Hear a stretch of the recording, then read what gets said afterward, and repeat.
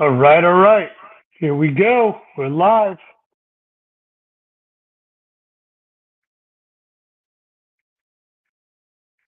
Great news.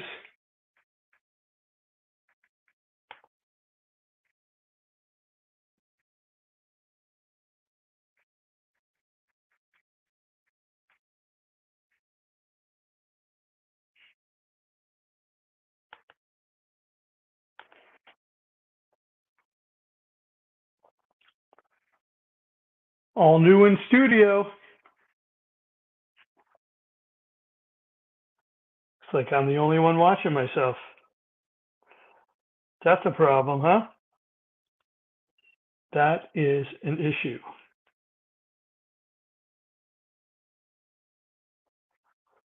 Oh, there we go. Welcome, welcome, welcome.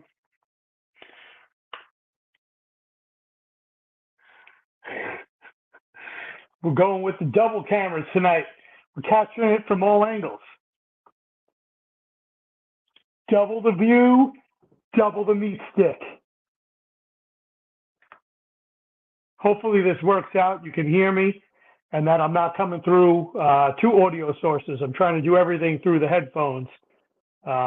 Hopefully that's going to work out. Yeah, I'm trying something new. It's quite simple to sit here with the bar behind me, but somebody had said to me, "Why don't I set up another camera?" Which I've never tried before, and it was time to try something different. That way, we have all the product in here from Meet Your Maker. We've got the product in from Fire Department Coffee, and tonight, hopefully, we can do a couple of giveaways. The only thing I have at this point is some stickers.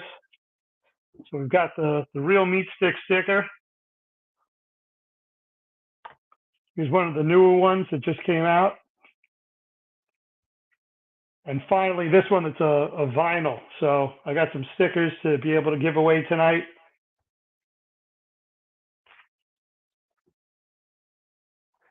Better double fisted. Yeah, you better believe I better be double fisting it. You think it's about time for the first cocktail? Let me grab one.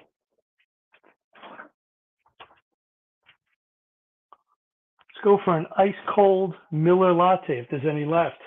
Or I may have consumed all of my Miller lattes. Let's see what we got. Nope. There they are. Sitting in the back of the fridge. Perfect. Hello to everybody out there. Now the camera's going to follow me because I put my hand up. That's the trick to this thing. So now wherever I go, the camera goes. So how's everybody doing tonight? We got to eat. That's what this is about. It's about you got to eat right. Doesn't mean that it has to be healthy, but you got to make something. If you're not going to make something of yourself, make something to eat. Can I get Labatt Blue where you are? No. When I lived in Buffalo, New York, and I went to University of Buffalo, of course I got Labatt Blue, Molson Triple X. But that's a great question. I'm sure if I go to one of the beer distributors, I can get some Labatt Blue. For Sunday night hockey or whatever, Thursday night hockey, I forgot what night it was that we used to go out. Every night we went out.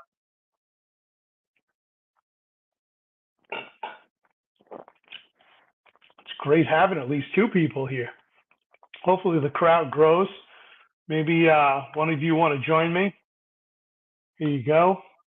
I'll throw that out there into the great beyond.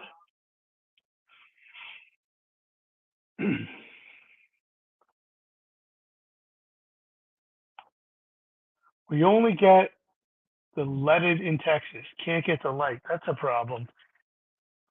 That is a problem. Got to get the good stuff. This is slightly annoying with these two cameras. Let's just go back to one for now. There we go. Two cameras are hard to track. This is that new Insta360 camera. What's nice about it is it's like having a videographer with me. So it zooms in on everything. Well, that's me zooming it, but Makes everything crystal clear. Wherever I go, the camera follows. The Big Ten Media Day. What is the Big Ten Media Day? That's how naive I am. Is that for college basketball or college football?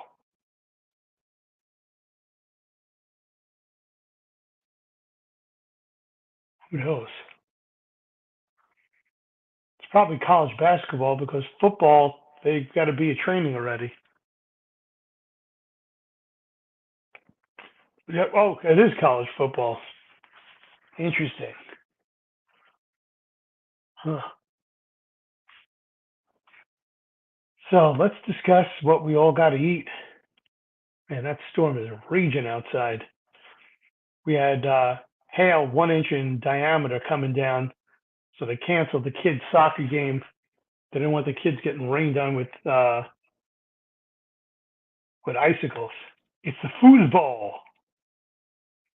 It is the foosball. So talking about things we got to eat, you know, I'm probably going to make that trip down to the Hunts Point market within the next 2 weeks or so. There's been some talk about getting the beef. Oh, here he is. Look at who this is. The man who needs very little introduction. The trumpet master himself. And he's probably brought along his jalapeno. You know what we should do? It's only right. We should do some shots of tequila. Is it already tequila time? We've got to be getting pretty close to tequila time. We're only moments away. Well, let's see what we've got at the bar. Let's see. Tequila. Do we go with the... Get over here, camera. Do we go with the Casamigos? Is that the tequila choice? Maybe we will go back to double camera action. There we go. Let's see what else we got.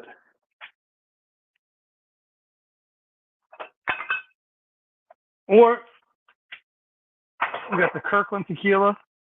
I think I still have a little bit left someplace. I don't know where. No, maybe they don't. We probably finished it off. God, there's so many alcoholics that come over. Nope, there it is, the Patron. Maybe we'll do one of each. Who knows what we're going to drink? Now we got all the bottles lined up. Let's go through some of the messages here. Shot Saturday night. Agreed. Okay. Oh, I see the good stuff on the top shelf, baby. Better believe it. Rectech. There's a suggestion. There is a suggestion. A butt chug by myself. You want me to put my seat back forward and somehow get my head between my knees and tongue my own balls and then pour the liquor down the ass crack. I like that. I don't have any Fireball. Fireball gets us into trouble. For those that want to join in, I'm open to it. Here you go. Join us. I'm going to get a shot glass.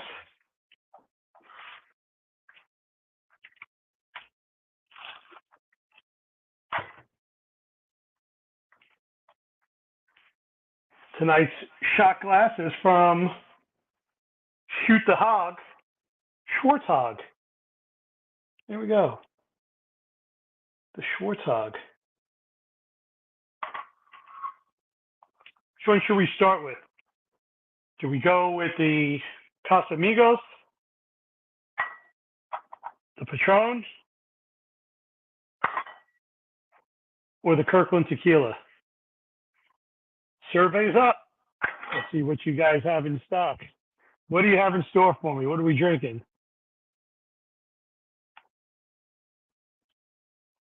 Not while everybody's up. I can't give any updates. because the walls have ears around here. And we've got one suggestion for going for the Patron. Anybody else have a suggestion, or are we all going Patron? I guess it's Patron.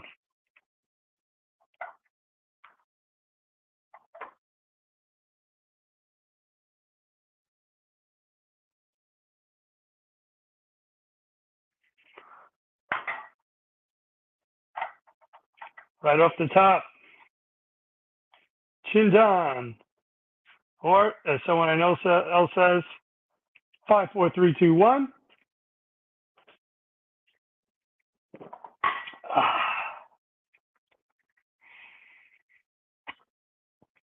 Nice.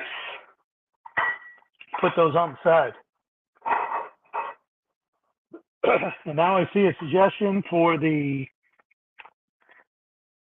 double Kirkland. No, not yet. I don't want to get wrecked. We'll get there little by little. We have some time. It's early. So I pulled out some of the toys, put them up here. Let's see what we got here. Yes, you are now officially off call at the firehouse. That is official. I am off call. Well, maybe we should make that official.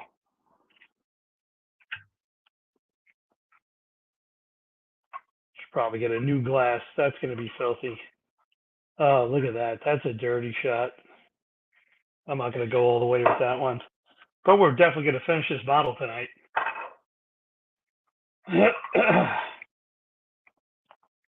Going around the wheel, everybody saying hello to each other. Chin down. Whew, that stinks.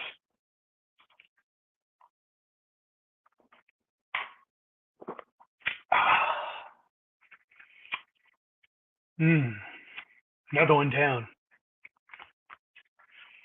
Back to the Miller Latte.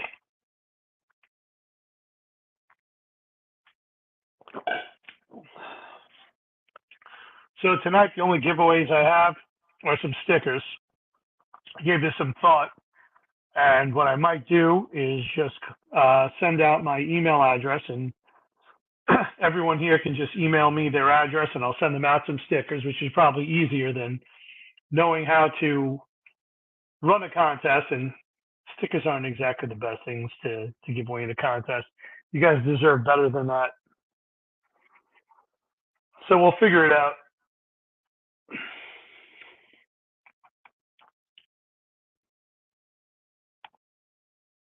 Hojo says, Trumpet Master had a great chicken video this week. Needs to get some of that marinade. Yes, you do.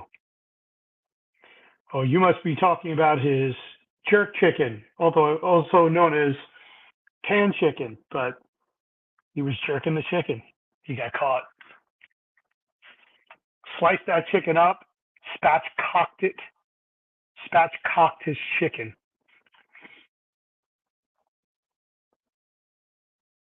What a night.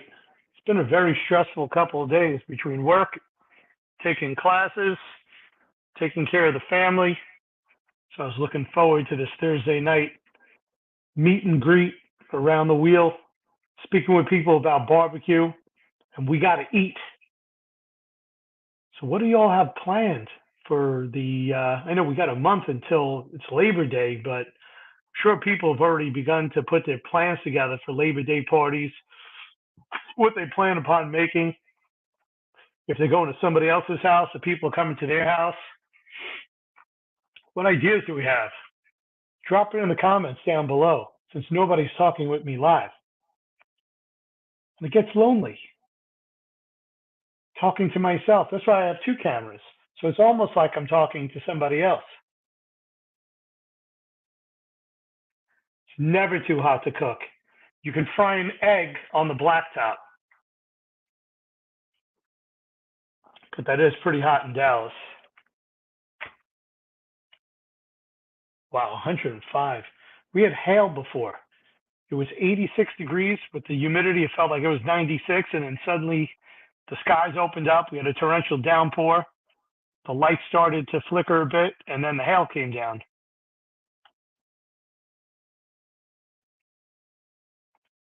I got to learn how to control some of this stuff. Man, this is trickier than I thought. I got rid of that Nightbot. Nightbot just kept jumping in and telling people off, so I had to let that go. I'm losing people. I'm down to 2. Oh boy, that's not good. We had as many as 7. Now we're down to 2.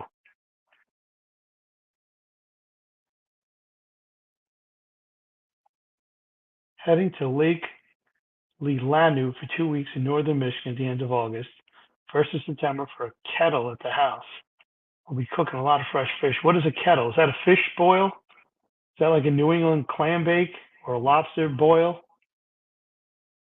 Or is that like kettle corn? Is that oil or is that cooking with water with seasoning? Or a crab pot?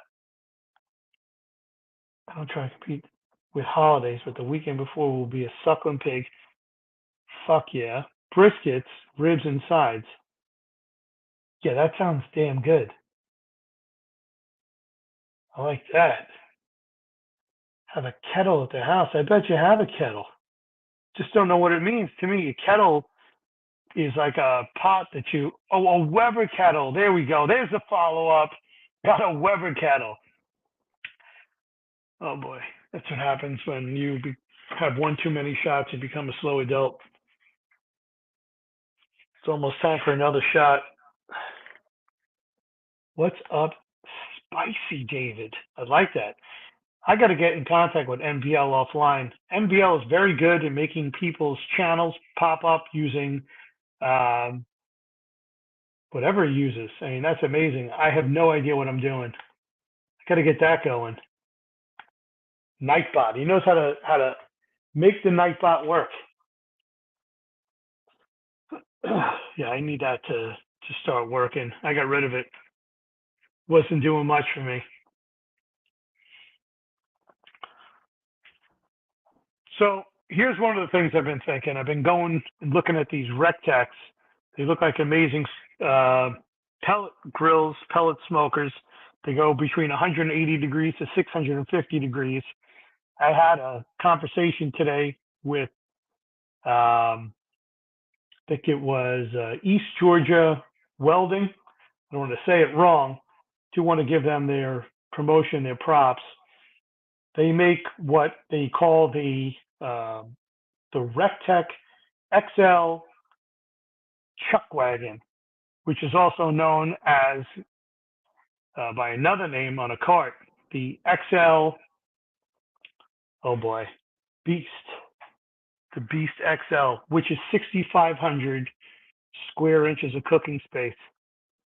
So the consumer side of that was the BFG 2500, big effing grill, 2,500 square inches. And then they had the Beast, which was the commercial version with 2,400 square inches. But I inquired about what do they have in their commercial lineup, because, you know, it's just me and 2 kids and a wife here in the house, so why not go bigger? And they make a 6,500 square inch Beast, which is 6,500 square inches on a golf cart. So that sounds like something I'm going to want. And this man right here, Mr. Trumpet Master, and I had a conversation about it. And he fully supports my purchase. He wants to know just how long it's going to take for me to get it, when I'll be purchasing it. And that might be what I win in the raffle versus Shirley. I don't know. I can only take on one more cooker at this point. So I can go with the Shirley, where every 40 minutes to an hour, I'm going to have to feed it with wood, baby it, and I can't leave the house. Or go with the Rectec, which will give me the opportunity to be able to fit what looks like, I can't believe this one, 3 to 4 100-pound hogs dressed inside of it. The 2500 series holds 15 briskets. So if we're going nearly 2.5 times that size, that's a whole lot of briskets. Let's see who we got here now. Hojo, NBL. We got some waving going on. Oh, we got Al in the house. He's back from his tour. He was out there checking out the Breaking Bad scene out in New Mexico, but he's back. Check out his videos. He was able to stop by many of the landmarks. He was even able to get a hold of some of that blue crystal meth candy. Great video. Check him out. Hojo says I need the stick burner. He's correct because it's the only thing I don't have in my arsenal right now. And based upon cost of the two, somehow that Recteq still comes in less than what the Shirley would be, but it's tough. I mean, do I want to spend, or rather, do I want to win a raffle of an item that's worth 17, or do I want to win a raffle of something that's 13 to 14? It's a tough decision. Let's see what else we got here. Hojo says, if you got 3 whole hogs in that pellet grill, how many pellets you blowing through for a cook? 3 sacks. Oh, well, thanks for inquiring about my sack. So here's the difference between the commercial unit and the residential unit. The residential side holds 52 pounds. It's 2 hoppers that both flow into one. There's 1 fire pot and there's 1 heating rod and 1 fan. When we go to the commercial side, if it was the exact same one as the BFG 2500, it would be 100 square inches less. It would only be 2,400 square inches. However, when we go to the 6500, it's double fire pots, it's double igniter rods, it's double the fans, and it's going to hold, I believe, close to 80 pounds of pellets, which would give me at least enough for 8 hours without refilling it. Probably more than that. I could probably go for 8 days. No, I don't think so. But if they say that 52 pounds of pellets are lasting for nearly 16 hours, then I have to figure that if I'm going low and slow, I probably have enough there for 48 hours of cooking. And BL says he loves those videos, Al. I agree. Keep putting them out there. And Mr. Trumpet is laughing out loud at me because I'm making an ass out of myself. I appreciate it. Let me eat right quick, and I'll join a bit if you have the link, David. Al, I always have the link, not only for you, but for everybody else. And there it is once again. Anybody wanting to join on the double camera, you're welcome. If you want to come through the back door, you're welcome to come through my back door.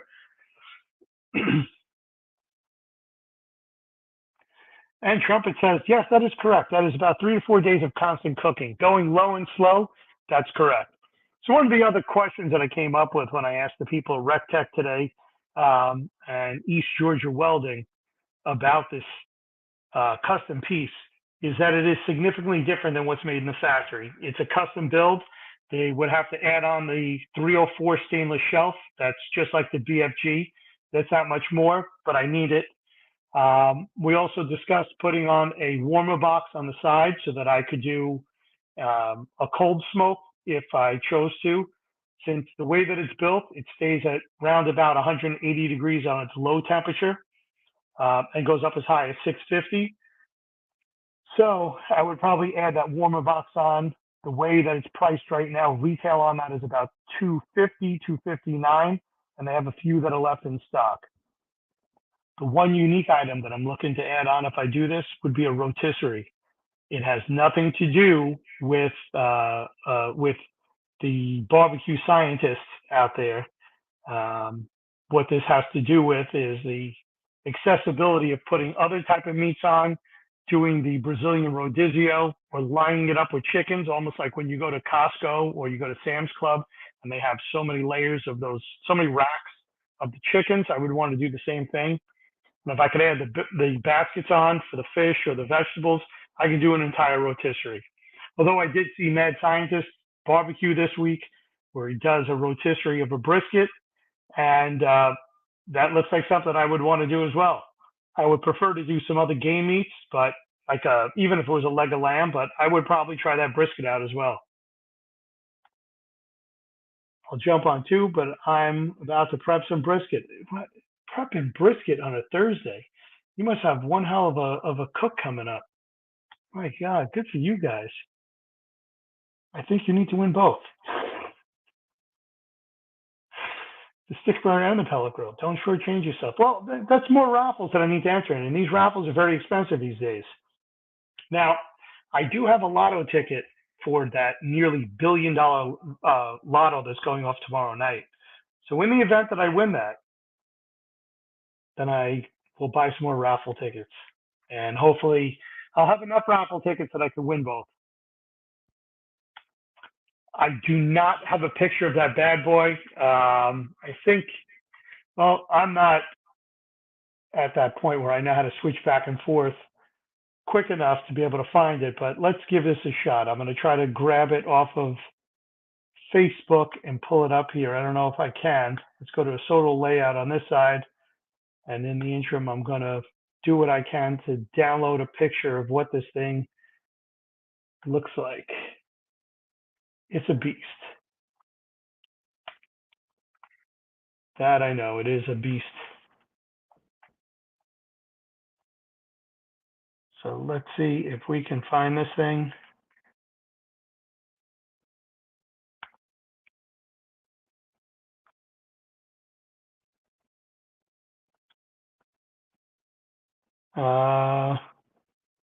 East Georgia Metals. That's what their Facebook page is.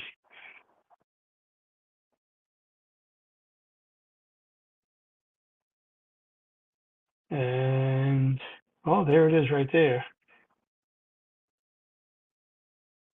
Let's go to their photos.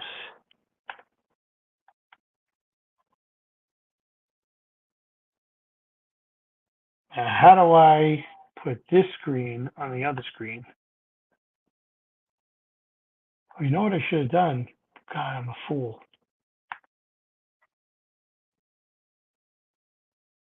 No, what I need to do is to pull it up on my phone and then just put my phone in front of you guys. I think that makes more sense. I'll do that. Just, let's see what WAP is saying. Just do what I do and go buy whatever smokers you want to. I love that idea. I love that idea, but not everybody takes credit. I think I could fit an entire bear in that pellet grill. I think you're correct. I should easily be able to put an entire deer in there, trim its hooves off, take off the head, and then run a skewer through its neck and out its ass. And we'll tie the legs up against its body, and then rotate it once it's skinned. And I think I should be able to do that. The rotisserie I want to put on is not motor driven, it's chain driven. That way it has enough torque to keep pulling whatever the animal is round and round and round. I'm going to need, it's definitely going to be a custom piece if I do it. Georgia materials. Very nice. So let's get a photo of that up.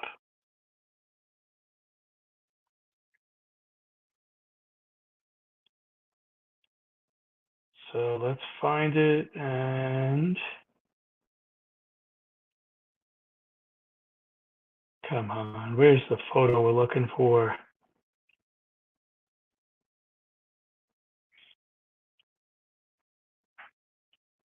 So here is the first photo of it. It's got 3 racks. This one is the chuck wagon.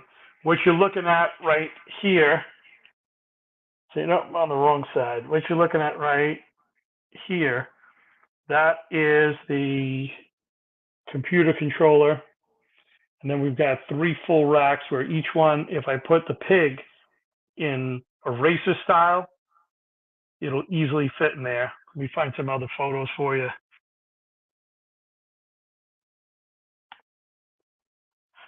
You do full goats on Cabrito. They sell full goats at Costco Business Center. You're correct. They do sell full goats at Costco. They sell full goats at the Costco by me. It's an hour away, but they sell them there.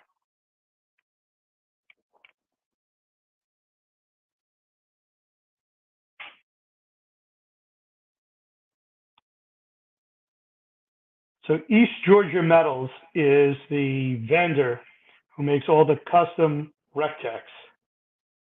For those that didn't know, because I didn't know earlier.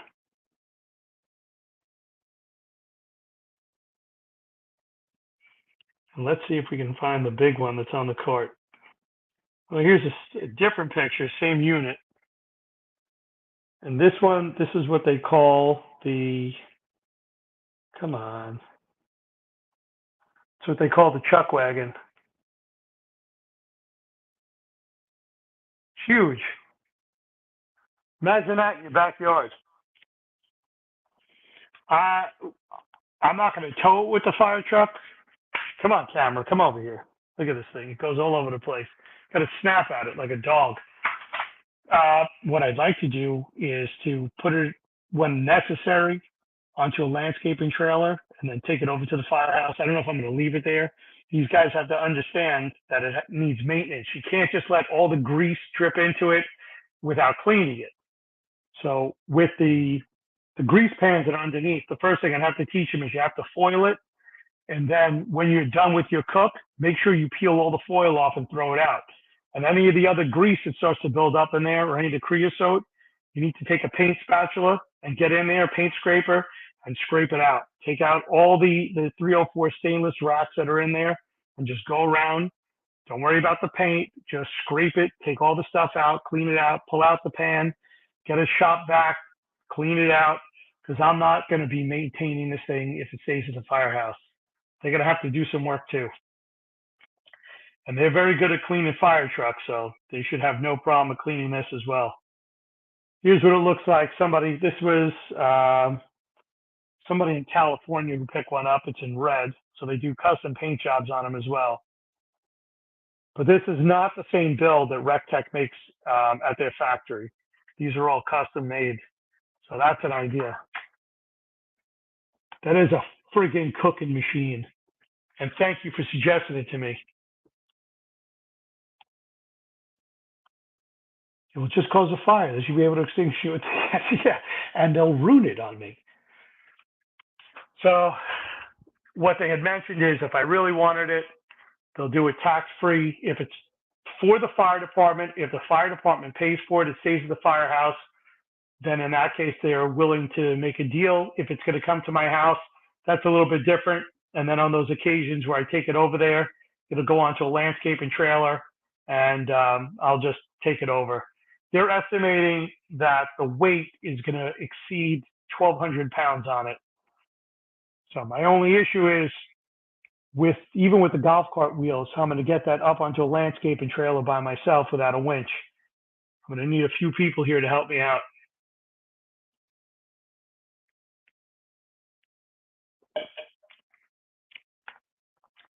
Okay, bud, about to get into the brisket. I'll keep you playing live. Be back soon. I appreciate it.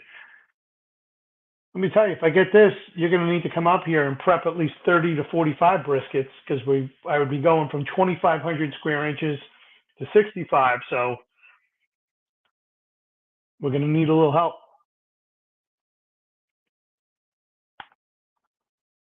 The lead time on this is, I think it was a minimum of 10 weeks out to 12 weeks. So you're right, it's going to take anywhere between 3 to 4 months, which isn't bad. I'm sorry, 2 to 3 months, excuse me. Which means that if they ran this as a Labor Day raffle, because that's when they have more raffle tickets, the prices are better for raffles at that point, that they would be able to deliver this by Thanksgiving. So if I happen to win it, the only downside is, do I have enough turkey to put on this and make it look like it's being used to its full capacity, to what it's built to be able to use it on? Much better than a new Shirley. Why is this better than a new Shirley? That's an interesting perspective. Is it because this is pellet? I can set it and forget it. I can control everything on my phone.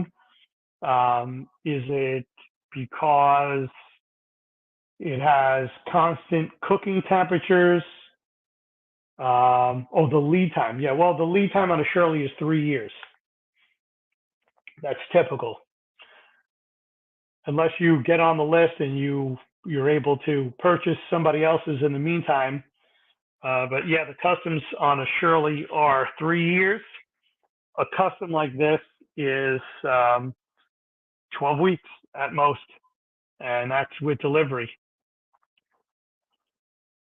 And delivery for me on the East Coast coming from Georgia is a lot easier than um, coming out of Alabama, coming out of Mississippi.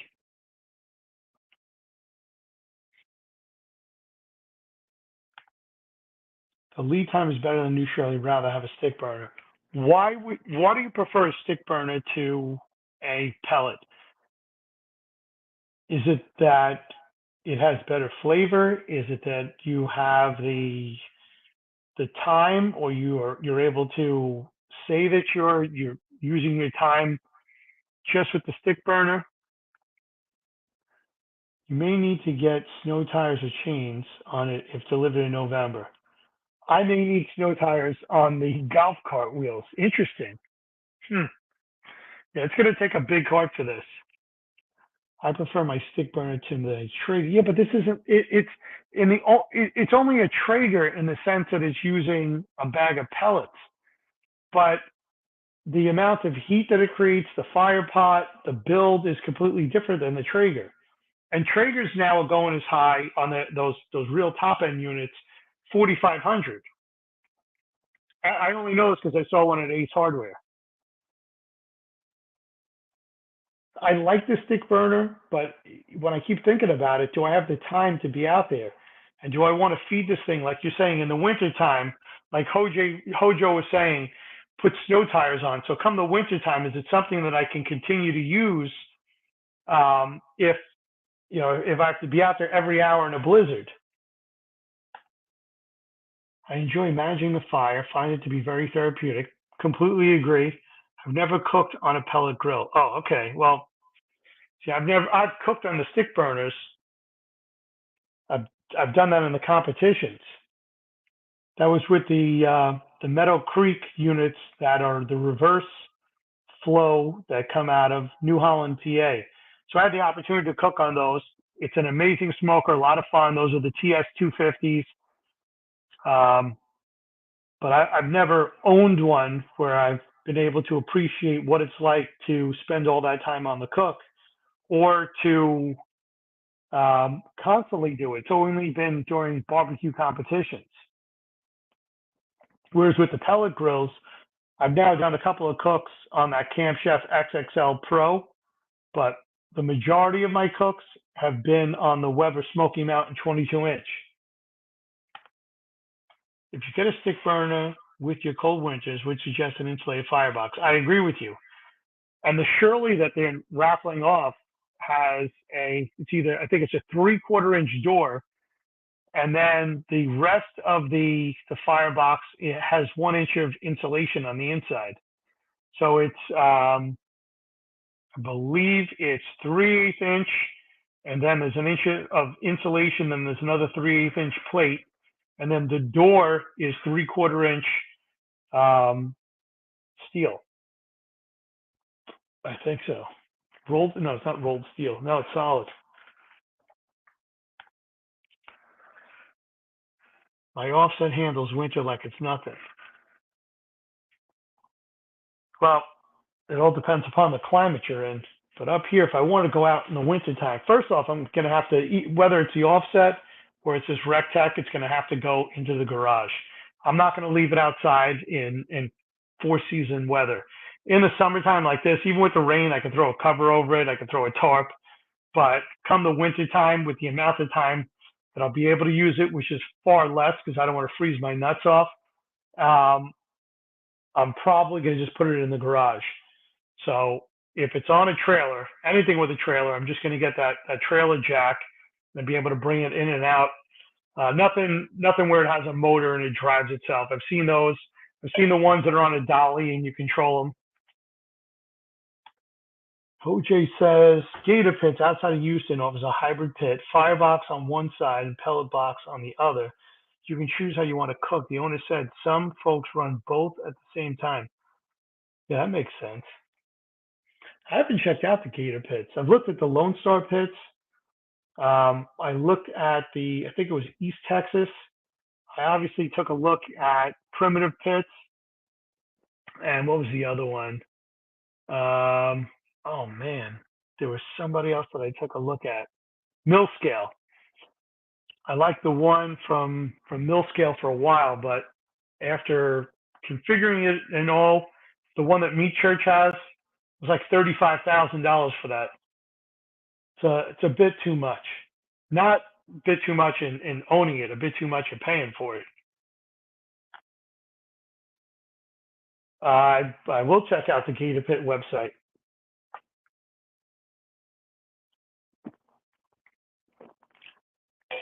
So what do you guys think of the double camera versus single camera? Do you like this, or do you like this one better? Which one is a better view? Yeah, 35,000 is a lot of raffle tickets.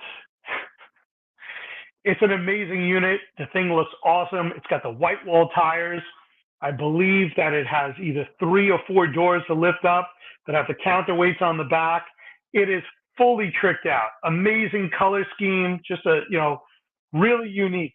But there's a reason why somebody like Meat Church has that versus the average consumer. He's running a business. He's got a brand. He's selling spices. He travels everywhere with that. He's doing his shows. He's doing his trainings. I'm just a guy that's here in his basement with a bar behind him and a whole bunch of equipment for meat. That's it. The side view makes it look like you're in a lineup for a crime. Like, oh, this one makes it look like the line. Let's see this. This one looks like the criminal lineup. I don't know. I don't mind this. It's like an odd look. It's capturing this light right here. And this light is kind of annoying me. But after watching Smoking Joe, Joe's got all of his meat stuff out there. I was hoping that if he stopped by, God willing, and then he goes, whoa, look at this. This guy's got all the same toys that I have in the background. I don't know. I guess I was showing off a little bit. Who's sponsored by them? Oh, he's sponsored by Mill Scale. Yes, that is correct. He is sponsored by, you're talking about Meat Church. Yeah, Meat Church is sponsored by Mill Scale. That's correct. He's got one of their cookers in the back. I think he's also got a Traeger cooker. That guy does very well for himself. He's got a great spice company and apparel. And I think before that, he was also in the barbecue scene doing all the competitions. So there's an interesting smoker. I'm going to go back to this one. This angle kind of freaks me out a little bit. I think when I start shooting videos, I'm going to do, by the way, I'm coming up upon doing new videos. We're going to start doing some of the sausage videos again. So the meat grinder is going to get used. We're going to use a 50-pound mixer. And then once everything is dried out, then we'll go over to the slicer, which you can't see to my left, or maybe you can right here. That's the 15-pound sausage stuffer. But if I'm going to start using a 50-pound mixer, probably going to need to upgrade my sausage stuffer to the 30-pounder at least. And a buddy of mine told me that it's advisable that I go with something that's pedal operated with a motor so that I don't wear my shoulder out.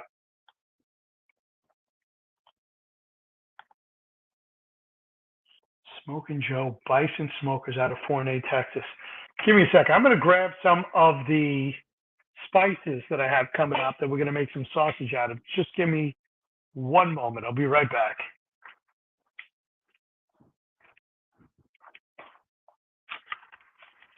Of course, I'm sure you guys can still hear me because I have the headset going. I just thought about that. Interesting. Very interesting. I don't think I had.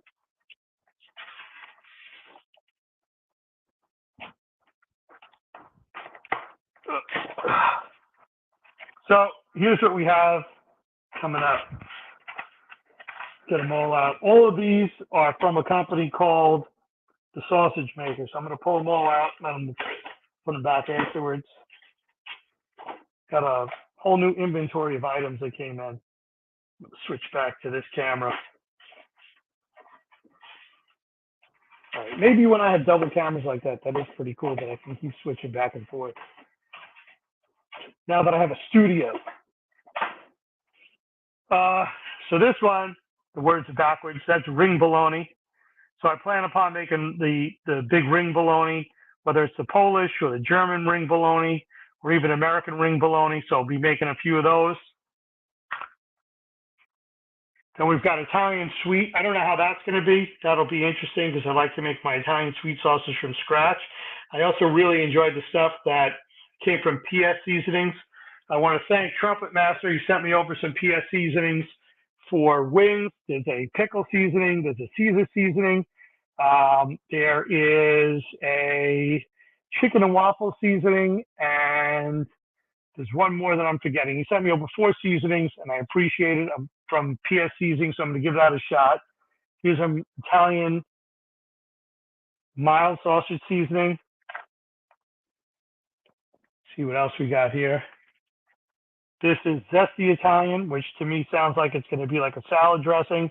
A little nervous about that, but we're going to give that a shot. That'll definitely be different than some of the other ones that I have here. This one is drug-cured hard salami. This one I'm looking forward to. I'm going to not only dry it out, but we're also going to smoke the salami. And this is something that'll definitely end up on the meat slicer. We're going to do these as the very large diameter. Then we have our super sod, which everyone's looking forward to. Everyone here on the East Coast from the Italian markets, they've been asking when I'm going to make the super sod, so I will be making this. Here's our super sod seasoning. Along with this, I had to pick up one other item because with super sod, it's got to hang. And one of the things that we have to worry about is that's raw meat. That's not getting smoked at all. That doesn't go on the grill. That's I think could be a little dangerous. So for that, we got 2 things. One, I went out and I picked up this Insecure number 2. This Insecure number 2 is so that the meat cures the right way without anybody getting any botulism. The other thing that I picked up, which is in the freezer behind me, is a bacteria. It's spores. It's what's used in, say, like a penicillin. I don't want anybody to get sick. So on the outside casing, we're going to make sure that we infuse that with the penicillin so that nobody gets sick. And I can serve it to people because I don't need that coming back with a lawsuit.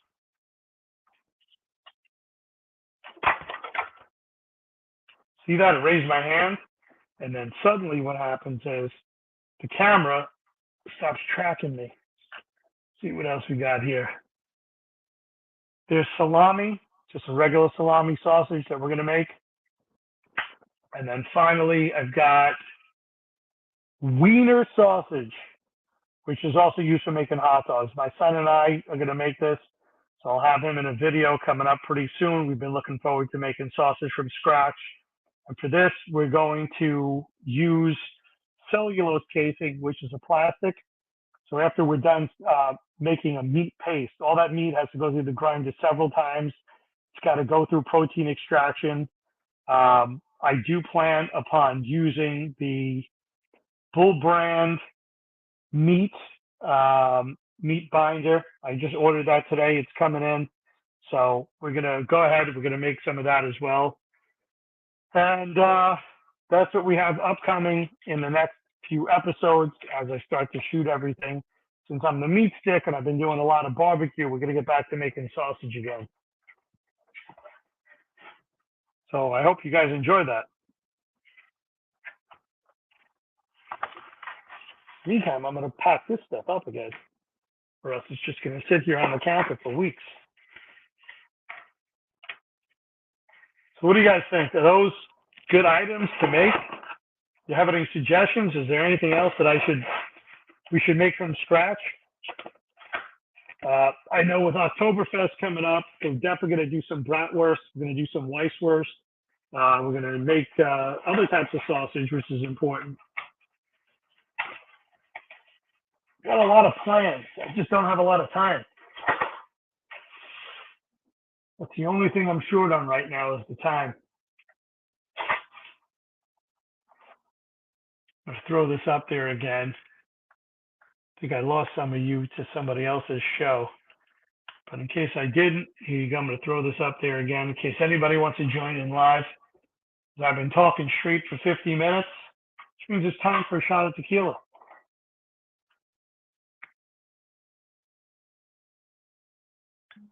Look at that. I'm getting fat again. Wonder why.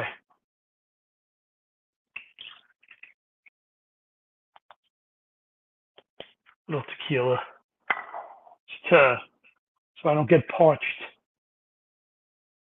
Chin down.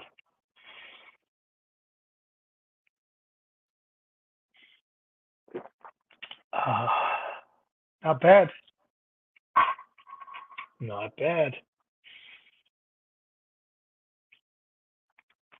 So what are these bison smokers? Wonder what that's about. Who do we have left? Lost a lot of people.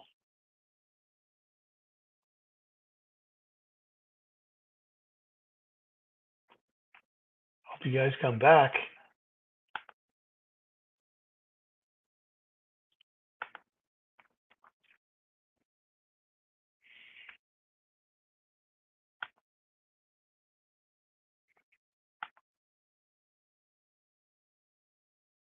Yeah, that was hefty. Oh, the shot was hefty. Yeah, I thought the I thought the boxes of spices were hefty, but yeah, that was hefty.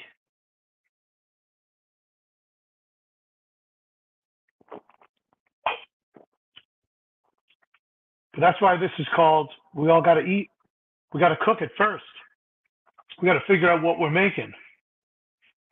My plans for this weekend, I was invited to a party. I don't know if I'm going to make it Saturday. I got work during the day, and I'm supposed to get a term paper out of the way. So depending upon what that looks like, it could be a day where I'm just bringing over bottles of wine. The Uzu might need to move towards the Uzu next. Well, guess what I got to do? Now I got to look up Uzu.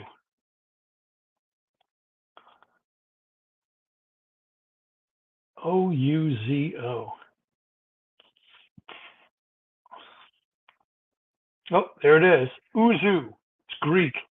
It's a dry and meat-flavored aperitif that is widely consumed in Greece.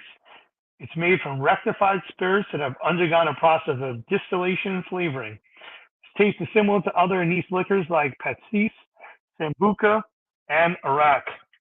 Oh, here he is. A man who, again, needs little introduction.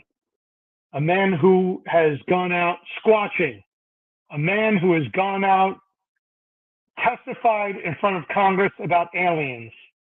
A man who knows his way around the barbecue. Here he is, Mr. Lunacy. There he is. What's going on, Dave? He does exist. What is up, my brother?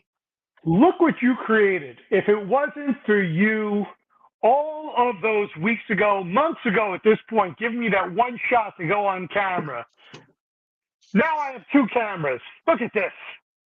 No kidding. I went from a single cell phone to double camera views. What's up, NBL? No kidding, man. I was just seeing that, man. You got your gear set up, man. Well, you know, after watching Smoking Joe and behind him, he has all of his different meat appliances. I said, what can I do that in the event that Smoking Joe made a cameo appearance, what can I do to be able to demonstrate I have the same toys? I may not have the same money. I may not have the same wealth and big smokers, but I have the toys, buddy. I'm in the same toy game as you. Awesome, man.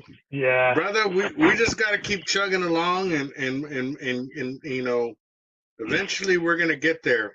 You know, we just got to keep producing content and pushing forward. You know, right. Yep. But I see that. I like the background, bud. Thank you. Are you talking about the background of the liquor, or are you talking about the background of these machines? Well, I like both, but I was gonna first say I like both, but I was gonna say, you know, the background you got going on the panel, really cool. Oh, thank you. Thank you. Oh, you're talking about the meat stick background. Right. Much No, appreciated. Yes.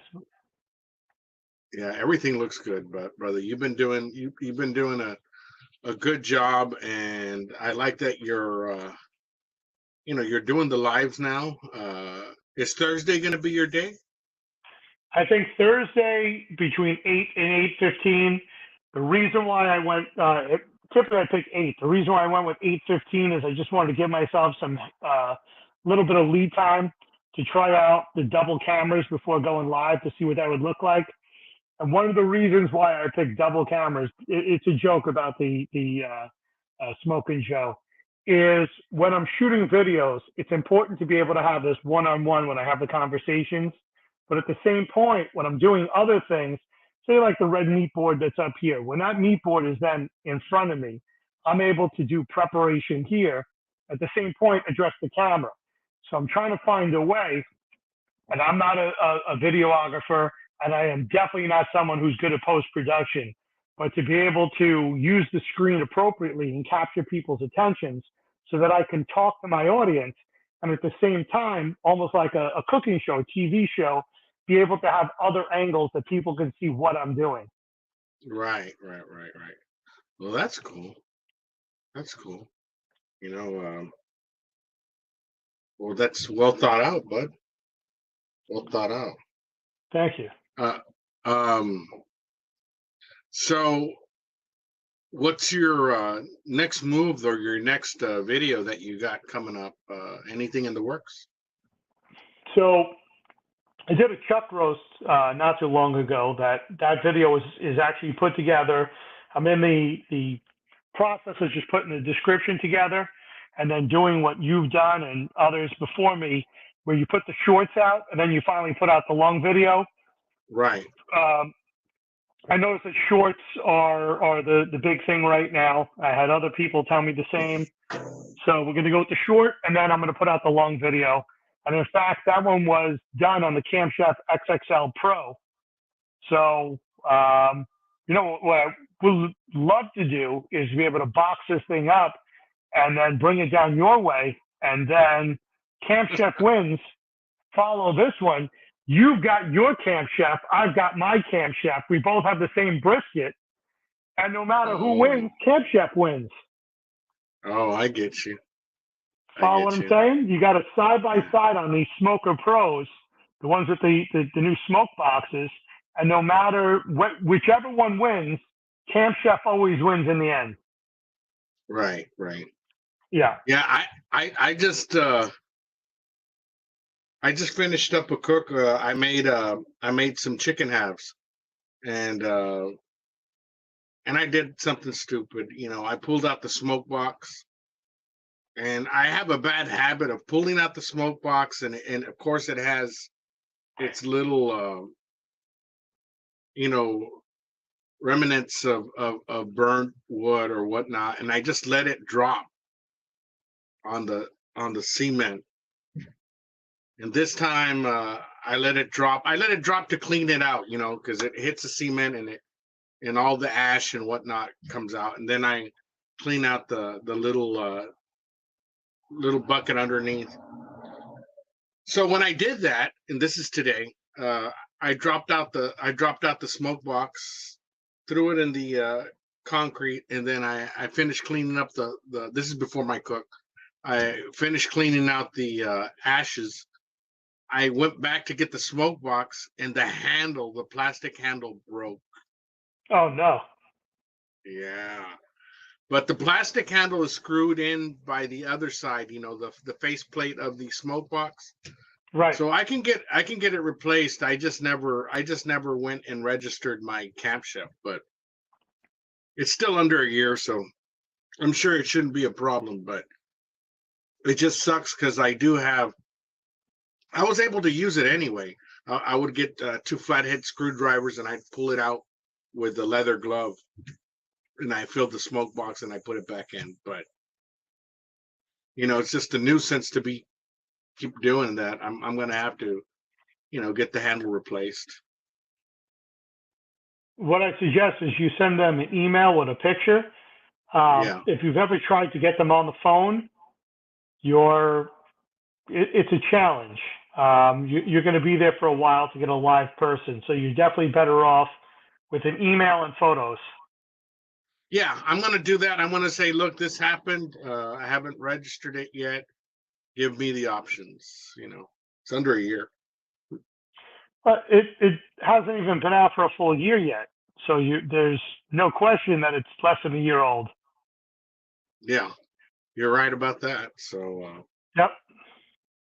So hopefully they'll respond. I don't mind paying a little bit to get it replaced. I mean, some of it was my fault, but I know that the heat actually starts getting that plastic brittle. You know what I mean? Because off and on, that you're putting it in and out, you're pulling it, and that whole surface area gets hot.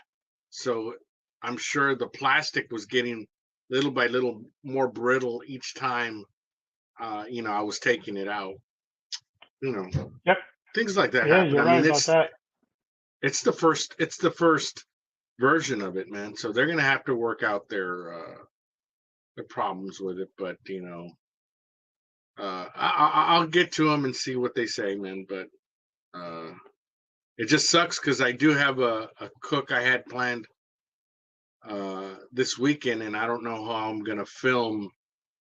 Well, I'll just mention it. I'm sure I'll just mention it, but kind of sucks not being able to be that fluid, pulling out that stuff and then putting it back in. But oh well, things like that happen. So what are you drinking tonight? What do you got in your hands? My usual, my Modelo ranch water. I gotta work tomorrow. Tomorrow's my last day. Uh, tomorrow's There my it is. last day, so yeah. So I'm taking it easy tonight.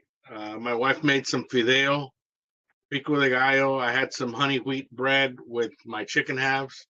Great color, man. Let me show you the color. Came out great, man. My buddy just called. Let's see here.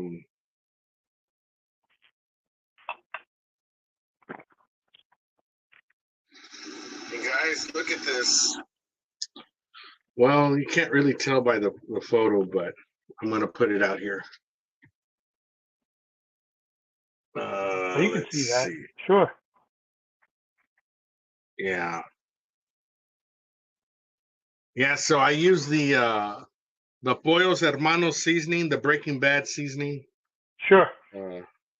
And it actually tastes pretty good. I think my boy nailed it on the spot describing it because my taste buds sometimes get burnt out drinking a lot of this, and sometimes it's hard for me to pinpoint it.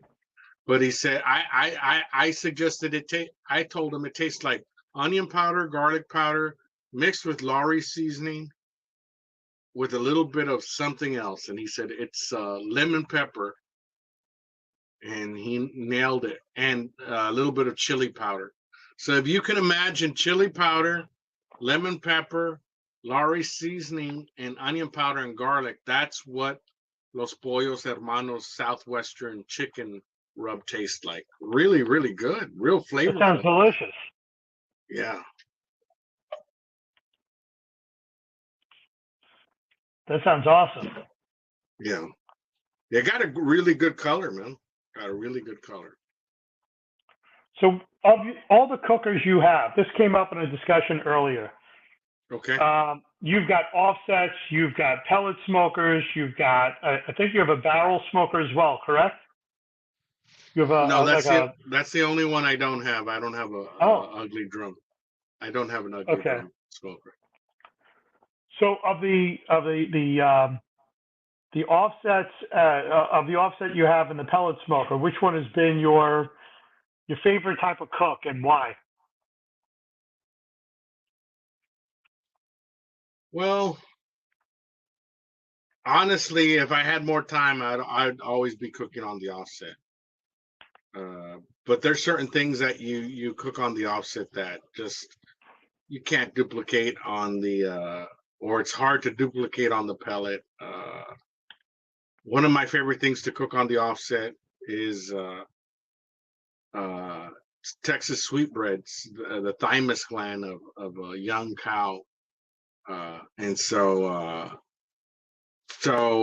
I like to cook that on the offset. I also like to cook chicken uh, on the offset. Chicken halves.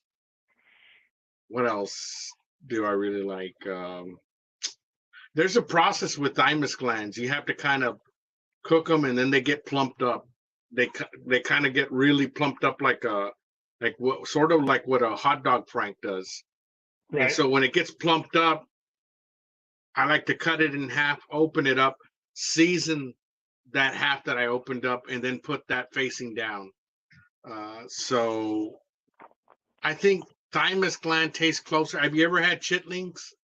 Of course. Tripas? Yep. Yeah, it's close to that, but it's a mixture of that and chicken. Chicken, yeah. It's kind of weird.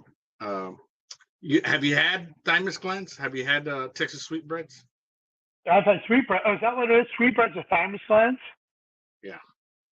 No, I didn't know that. Yeah, I thought that sweetbreads were either kidneys or brain. No. It's thymus glands. So, but there's a certain way to cook it, or I should say, there's a certain way that we cook it down here in South Texas. Okay. And some people boil them so that they can get that plumpiness right off the bat, and it kind of reduces your cook time. But I like to put them straight on the smoker, man. Let them plump up with the smoke, and then cut them in half. Really good stuff. So you must have But an incredible relationship with your butcher, between the marrow bones that you got, the sweetbreads. I mean, you must be very close with the butcher that you have in order to be able to get these items. I mean, I do have friends that hook me up with some special cuts, and it's really cool because they'll save me if they see something, certain item come in, they'll save it, they'll put it aside and wait till I come in and say, "Look what I got for you." But honestly, these type of cuts are readily available where I'm from. It's stuff that's been tradition here in the valley for a long time. So this is just everyday barbecue just about here in the valley. But there's a lot of cuts that a lot of people would kind of be hesitant to indulge in. But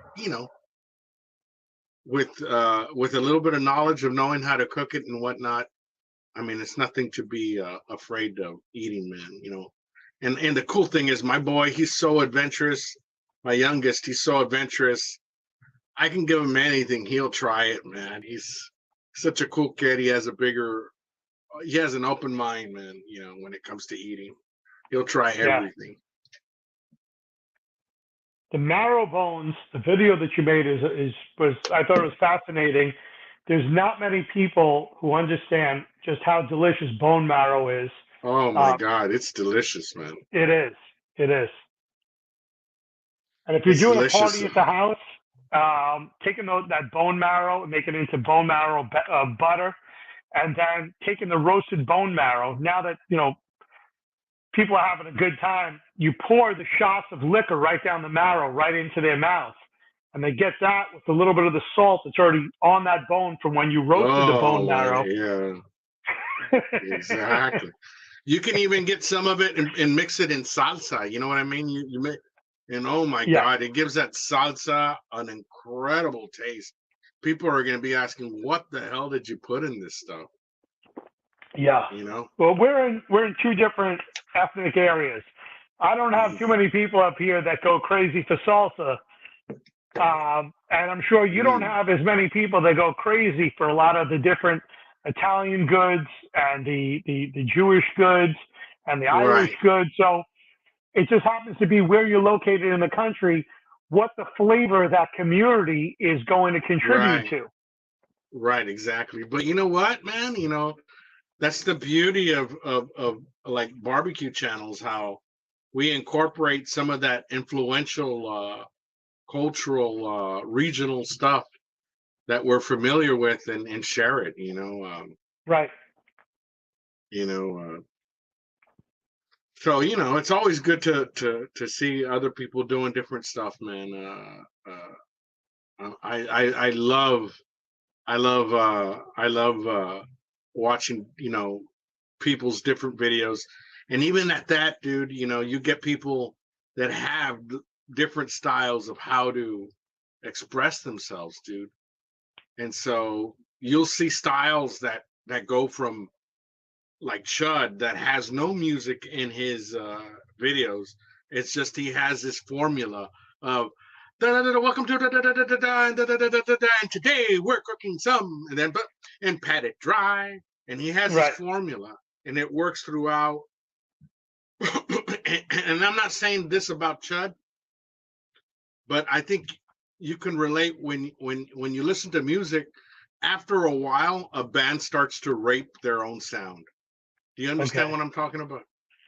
It's like you love the style, but after a while it gets old because you keep doing the same thing over and over again. Do you know what I mean? I mean, what he does, coming up next, and then he does his thing, and then it's out comes the knife roll, and he's into his game. Well, I mean, it's cool because he's, Yeah. It's unique, but how many people don't skip over that when they've seen it so many times? Do you know what I mean? Sure. So sometimes you got to change it up so you don't rape your own sound. And it happens with. I'm not saying that in particular to Chud, but I'm just saying like with bands like when I used to listen to Metallica or Megadeth or whatnot, whatever band you listen to, they have a formula, and after a Right. while it gets old if they don't expand on it. So, but that's not really what we're talking about. Well, it is, but what I'm trying to say is it's cool when you see content creators creating their own way, their style. I love digging different. I love taking in the styles of all these people that are in our barbecue community. It's just that I hope that they're able to realize that eventually.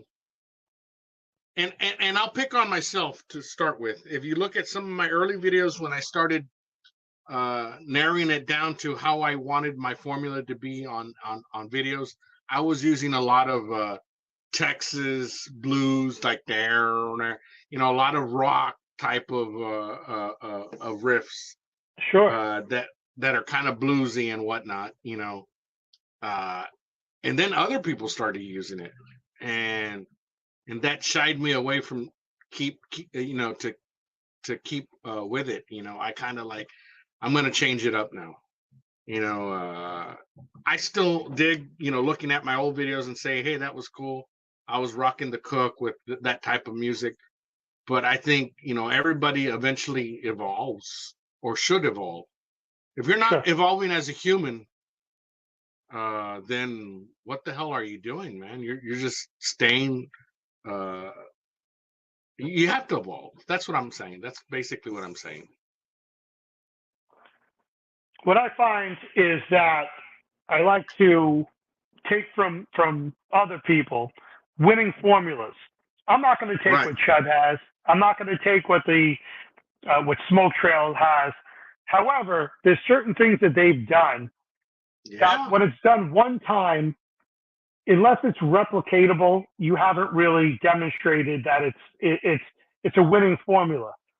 So let's take, for example, Mad Scientist Barbecue this week, where he takes an entire Packer brisket, trims it up, puts it on a rotisserie, and cooks it. Right now, in a clinical study, N equals 1. It's been done one time. That's it.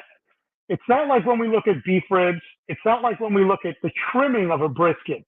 We know everybody is trimming sort of the same way. We know what the winning formula is. We know that when a brisket's done, you can do the wrap in tinfoil. You can do the wrap in butcher paper. You can do the foil boat. You could do nothing at all and just spritz it.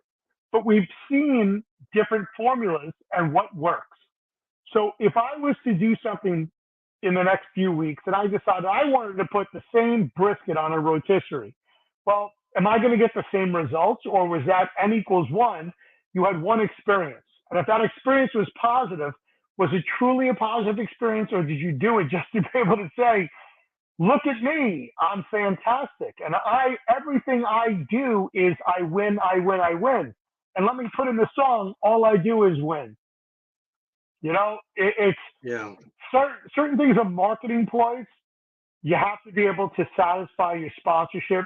You have to be able to satisfy your viewership base. And others are tried and proven modalities. Yeah. What Smoke If Trails has been doing, yeah. he Oh yeah. comes, He's he so experimental. he experiments all the time. He drills a hole into his smoker and then takes a steamer that he bought on Amazon and plugs it in, and suddenly finds out that on an offset, when you add the steam, you add the humidity back in, it works. Now, I think he's truly onto something. I Yeah. think that he has found a different way of doing cooking, similar to like Camp Chef did when they decided to add in that draw and Yeah. drop in chunks or drop in um, wood shavings, drop in whatever real pieces of wood that you want to add in. That he may have found something new, that there's going to be manufacturers that are going to step up and go, if he's onto Yeah. something, we should be the first one to bring it to market. They should. They should look into that. Yeah. But what I was talking about was not so much cooking methods, but that's a good point. I'm not shying away from that talk. I was more like talking about uh, video editing styles, and Okay. and Chud, think of it this way, man. That guy does not have to worry about copyright strikes or copyright claims. Dude, that guy does everything on his own, dude. You know what I Correct. mean? I He, mean, he how never how takes somebody awesome else's video.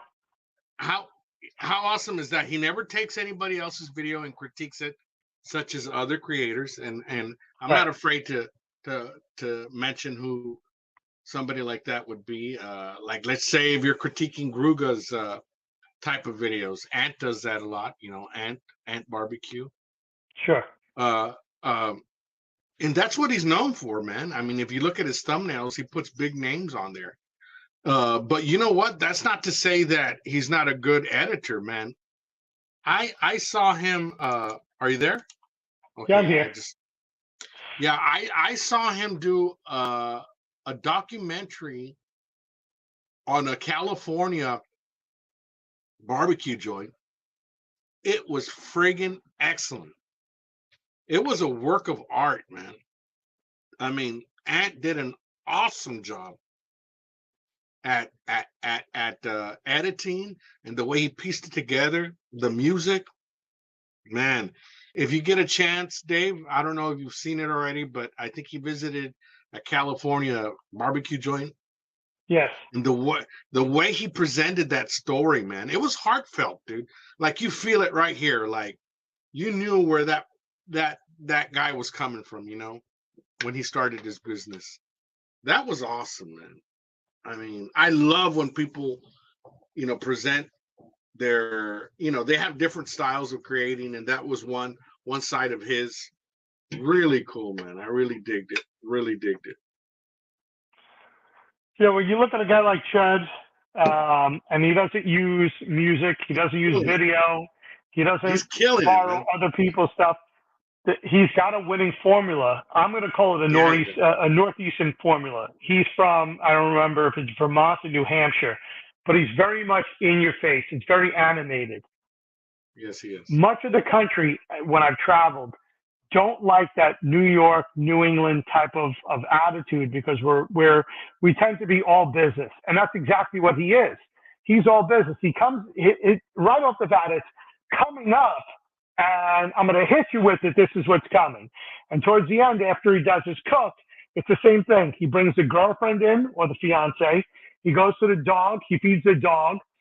So those that are in you've got those people in their 20s and 30s in relationships, not married yet. So now they see that unattached person that they're living with. Those that are into their dogs and their animals, they see the dog. The dog comes in. So it's much bigger on a marketing standpoint than just Yeah, he is coming definitely. out talking about something. It's He's a kind of the way that relatable guy. He's he's a a relatable relatable guy. guy. You got it. That's what it is. And he's also following that whole trend with the beard. And who else does that? The bearded butchers. So now Yeah. you've got a different group, those that are into that male facial hair. I can grow a beard, you can't, and of course I can, but I just hide it. That you've got that whole masculinity, that whole what's the word I'm looking for? It's very trendy to have a beard. It's it's very hip. You're a hipster. You got the beard going, and his is trimmed. It looks right. It looks good. What would you look like without that? I'm sure he's not as marketable if he was to shave his face and be smooth as he is with that beard. That's the icon. That's him. That's the image. That's his You're damn brand. right about that. You're damn right Yep. about that, man. But more power to him, dude. Man, he is killing it, dude. He is killing it. Yeah. He will be doing a tour in Europe. I saw that it came in today. So he's now traveling across the pond to London, or at least to England, to do something with, I can't remember the gentleman's name, but he's doing a Wilson barbecue Barbecue. show there. Wilson's Yeah, Barbecue, Wilson exactly. Barbecue. Yep.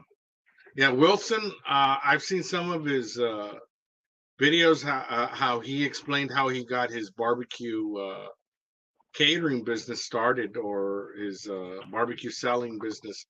Man, it's really cool, man. He really breaks it down. So it's really cool that he's gonna have Bradley out there his way. I missed out. The guys from Leroy and Lewis were in my hometown. Bradley and Evan Leroy were in my hometown, and a local barbecue joint here that's in the top 50. They had a class.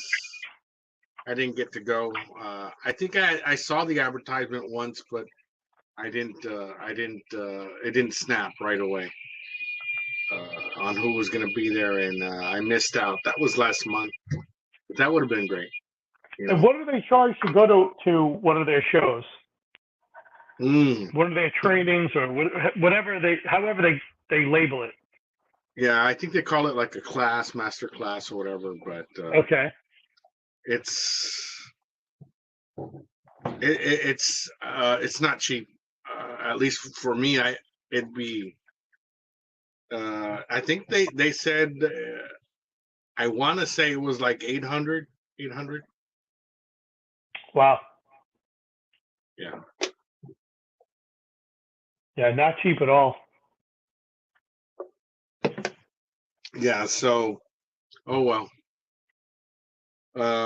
And that might have been the reason why it turned me off. Maybe I think I'm not totally 100% on this. I think it was $7.95. I'm not totally sure on that. And you get to take some brisket home or whatnot, but it's not cheap. So would you ever consider doing something like that in your town? Where people know you and they would want to learn from you? I think I still got to learn some more, before I get to that point. Me, on the other hand, going to a class like that, it's not that I'm not saying that I know everything, because I don't. I surely don't. I want to continue learning, but if there's stuff that I let's just say they go over the basics, and of course all the classes are going to go over the basics. Okay, that's one part of the class that you already lost, because you already know the basics. Then they go over the intermediate stuff. Okay, you might know some of it, maybe not all of it. So you do gain a little bit on that. Or who knows, how in depth they get. How much are you going to really learn? Well, you don't know until you get there. Right. So I'd feel bummed out if I left and I'm like, man, Well, most of the stuff I already knew, a lot of competition cookers, they all tell me 99% of it they learned on YouTube, just going through different channels, picking up a little bit from him, picking up a little bit from him, her, him, her, him, her. You just Sure. got to do your research. So I think I still got to do a lot of that before I even consider giving any classes. Uh, I'm always down. I'm always down to learn, man. I'm always down to learn. So Well, what might be when unique about your class is that you could bring in the alien perspective. You could bring in all of these other perspectives beyond just a barbecue. So you get a dual modality show. You get a little bit on this side of like, and then the barbecue. You got, I don't know what you want to call this side. You got the barbecue side, and then you've got the, what is it, paranormal conspiracy side, theory? The paranormal. paranormal. You got the paranormal. So it could be quite interesting, even if you started off in a smaller place like an Elks Club, an Elks Lodge, something like that. Yeah. And you freak people out. You put the smoke machine in, you put the strobe light in, and as you're cooking, suddenly the lights go out and the strobe light goes on and the smoke machine's on, and you just freak people out. It's kind of like doing a barbecuing in a haunted house. They don't know when and what to expect, and suddenly something happens. Bigfoot comes running through the middle of the room. That would be so hilarious. Speaking of I know. which, Trumpet mentioned this to me, and I ended up. I think I had seen it before he mentioned it, but it didn't click until he did. And there's a new guy, and he just started a couple months back, maybe a little bit more than that. He's called UFO Barbecue, and Okay. he's pretty good. What's going on, Wap? You're still here? Okay, cool. Uh, he's pretty good. If you guys get a chance, he's called UFO Barbecue, and he's still.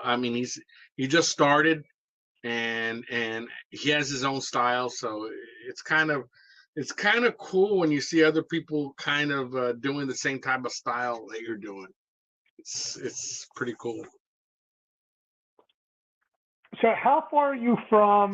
I don't know what Interstellar Barbecue is, but I heard that Interstellar has a theme that's similar to like UFOs and such. Have you heard of Interstellar, I them want to before? say, yeah, I think they're in Austin. They're not too far. They're Okay. from yeah, they're about 4.5 hours from where I'm at.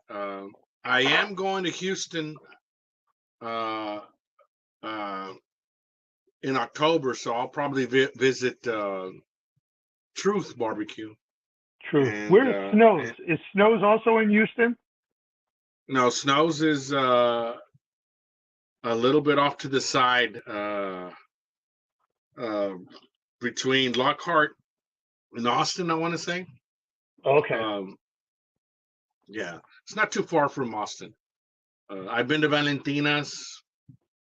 I've been to Pinkerton's. I just went to Desert Oak, which is the neighbor of Smoking Joe. I don't know if you heard me mention that the other night. Yeah, I did. And I just released a video today, a little while ago, and I did give a preview of that where I went to. I got a little tour of his barbecue joint. Rich Funk, the owner of Desert Oak, really cool guy. What's so cool about him is when I got in, the manager was giving me the tour. Rich was informed that I was in-house. He made his way back to the restaurant and he gave me the tour personally, dude. It was really cool. So I got to interview him, and that will be the next video. Okay. So when you say it's his neighbor, is it the neighbor on the same block or neighbor in the same space that he rents in order where he has his barbecue?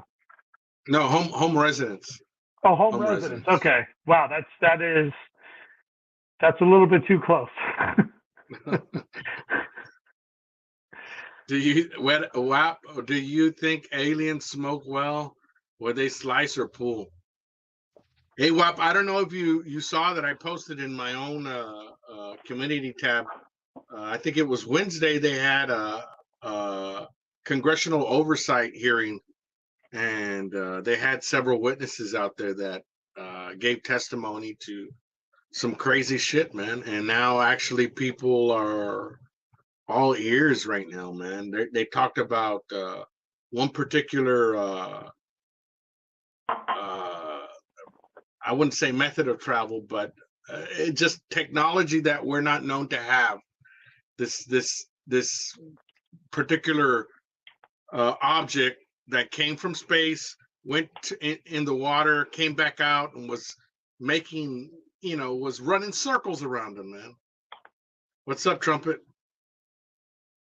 Yeah, crazy stuff, Wop. Yeah.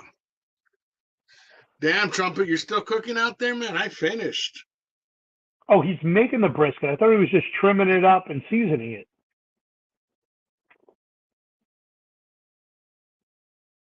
Uh-oh. Al froze.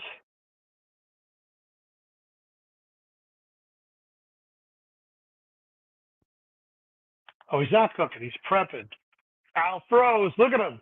He's frozen on the screen. We'll get him back. His internet may have gone down from the heat. So what do you got going on this weekend that you're cooking overnight? Got people coming over the house Saturday? And what are you cooking it on? Is it your Rectech baby? Niners is here. Niners gaming.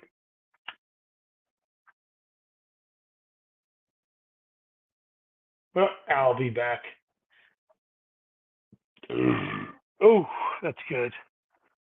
Right now, I don't know what you want to call this, but I am having a sissy beer. I'm having a Magners Irish Cider. It's delicious for me. So what do you got going on tomorrow night? Oh, God. Oh, you know what I haven't had in a while? It's time for another shot. A little Patron. I am rocking that tan. Look at that. What did the label say? Made from 17 apples. That is a Magners Irish Cider. You know what? At this point, it's time to do a little switch up. Hold on 1 second. Let's see if that'll stop the camera. Give me 1 second. I got something new that just came in today. I've been waiting to wear this thing. Let's see what we got here. Just hope I have the right beverage to go with this new outfit that just came in.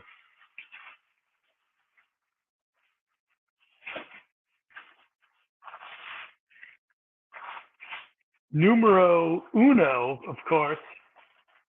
Look at this thing. This thing is gorgeous. Oh my goodness. I hope this isn't like a child's medium.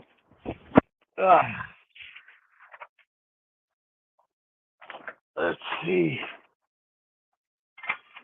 Oh, somebody's joining us. It's Al. He's back. Al's back for the stream. Al, look at this shirt. You ever see one of these? You ever see one of these shirts, Al? Stop cheating yourself. So, oh man, if you get the chance, look at that. You got your. Order a small piece. Yeah. It doesn't have to be 5 pounds. It doesn't have Look to at be. that, huh? Order, You sent me a large. cut of that ribbon. Awesome. Oh, Damn it, boy. Damn it, boy. Oh, I'm not too fast to wear it. I love it. You know where I'm going to wear this thing? I know somebody having a live stream on Saturday night. I think I've got my Saturday night outfit already picked out. Oh, man. Check out any of the marinated meats. Yeah, I was just seeing Mama and Papa Joe is on live. I've got some couple of. That's where I thought everybody went to. Suddenly they all disappeared. I knew they went someplace. Yeah. And I had to pull out my phone and show them a couple of Papa Joe's, Mama Papa Joe's videos. So They enjoyed I them. don't know. I didn't know who they were. Trumpet is in the house. What's up, Trumpet? How you doing, buddy? Oh, he's How on you both doing? sides. Yeah. Let's see. Yeah, it is a great jersey. Thank Frankie you. Floyd says you went to basic training in San Antonio. Pretty cool. When I left the infantry way back in 80, in maybe 89, 90, I came to San Antonio for the first time for training in the medical field. Yeah. Then I came back here after. Oh yeah, the Y Files, right? Yeah, the Y Files has stuff going on. I gotta check that out in just a bit. I'll probably go inside and watch it with my wife after I take a shower. What are the Y files? The What Y is that? Files, there's something that Trumpet turned me on to. He's basically a guy that he kind of takes in everybody's suggestions on what they want him to research, and he takes on a topic like let's just say Roswell, and he kind of does like really extensive research, man. Really good stuff, man. I mean, and he gives different perspectives on it, and he's really good at that, man. So yeah, I check it out when you get a chance. It's really good stuff. He has over 9K people watching his live right now. Damn it. He has over how many people? 9K? 9,000 people watching? Mm-hmm. Wow. It's incredible. Yeah. Wow. Yeah. So when's your next video drop in there, Dave? So I should have had the video out today, but like I said, what was occurring is just putting the description together a little bit better. Right. That's the only thing. That's the only holdback. Everything else is put together. I ended up hiring somebody to help me with the post-production, and then I brought in another team that handles SEO, and it's really worked out. You can go to Grainger.com to find what you need to get the job It's done. really helped to bring in new subscribers in the barbecue community, the cooking community, the homesteading community that I just didn't have the reach to. I saw my numbers go up exponentially once I hired the professionals. Al, this one's to you. Hey, Cheers to you, buddy. Brother.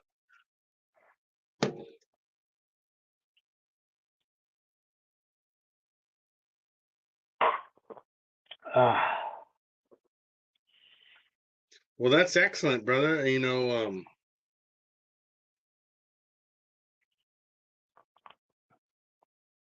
so what show is that has 9569 subscribers? That's a barbecue show? no, it's conspiracy show. Oh, it's a conspiracy show. Okay. Yeah, and CJ cooking with Mama and with Papa and Mama Joe or CJ. He's a barbecue channel. A Yeah, fella I out knew of he was San coming in Antonio. at 9. Yeah. He usually goes from 9 to 10. It's not the first time that I've gone from 8 to plus hours, and then I lose a crowd at about 9 o'clock. They head over there. He's been pretty good. He goes from 9 to 10, and then by 10 o'clock he's done, and then everyone tends to come back this way, and we go until 11. So that's why I had to pick a time. Every day there's somebody else that's on. So I had to try to find a time. Thursday's been the best time for me to come on. I see. Yeah. Then I needed to find giveaways. So what I did is because everybody else has giveaways, I have the big meat sticker. Mm-hmm. I've got the vinyl sticker. And then I've got the other one that I made that, I don't really know which one to go with just yet. Kind of like the big one. So anybody that sends me over they email me, they send me over their info, I'll send them out some stickers. Nice. Yeah, nice. I got to do something. I got to give back. When you give, you get back in life. Yeah. Nice. Yeah, I got to do something until I get one of these fancy sponsors like you guys have. It'll come, bud. As you continue to grow, it'll come.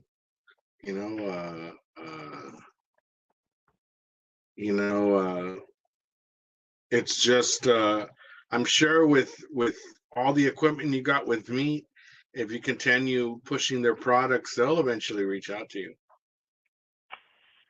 How do they reach out to you? How do they know to find you is the question. So do you have your email on your about page? I don't believe I do. No. Yeah, that's the way 99% of the people have reached out to me. Okay. So I'll have to add that in. Now, I was curious to know how you're able to separate just random spam from real businesses and how they find you.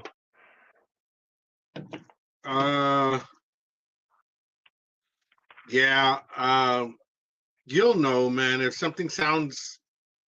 they ask too much questions about, you'll know. I mean, right away they'll tell you, hey, we saw your videos. We'd like to send you this. They're going to tell you right away they want to send you something. Would you review it? It's, I think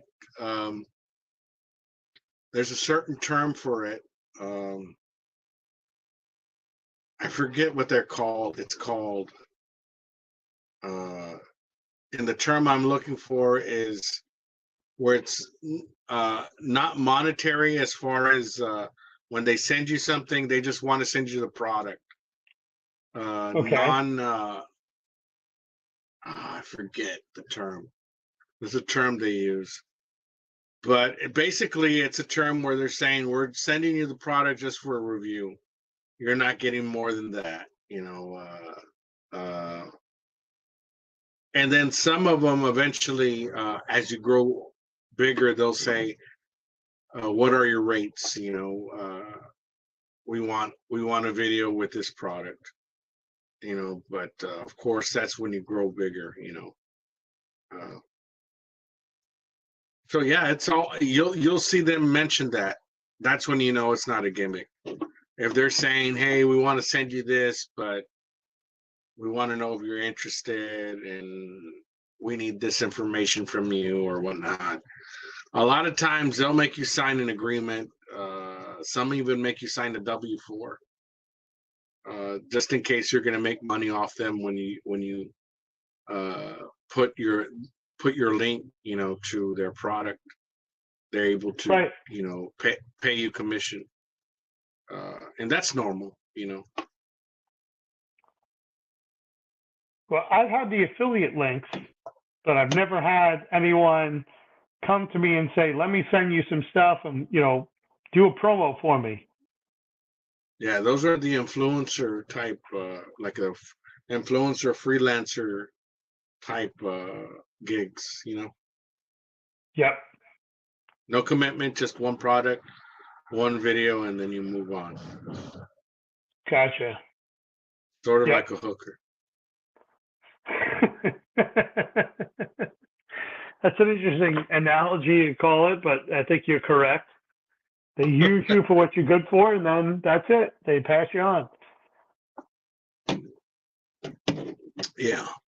But it's fun, dude, especially when you have a hobby like ours and people are sending you free stuff that's right up your alley. I mean, until you get bigger, why wouldn't you just ride with that? That's my saying. As Sure. you get bigger, I can see why people say, no, you need money for your service. I can see that, but I'm not there yet,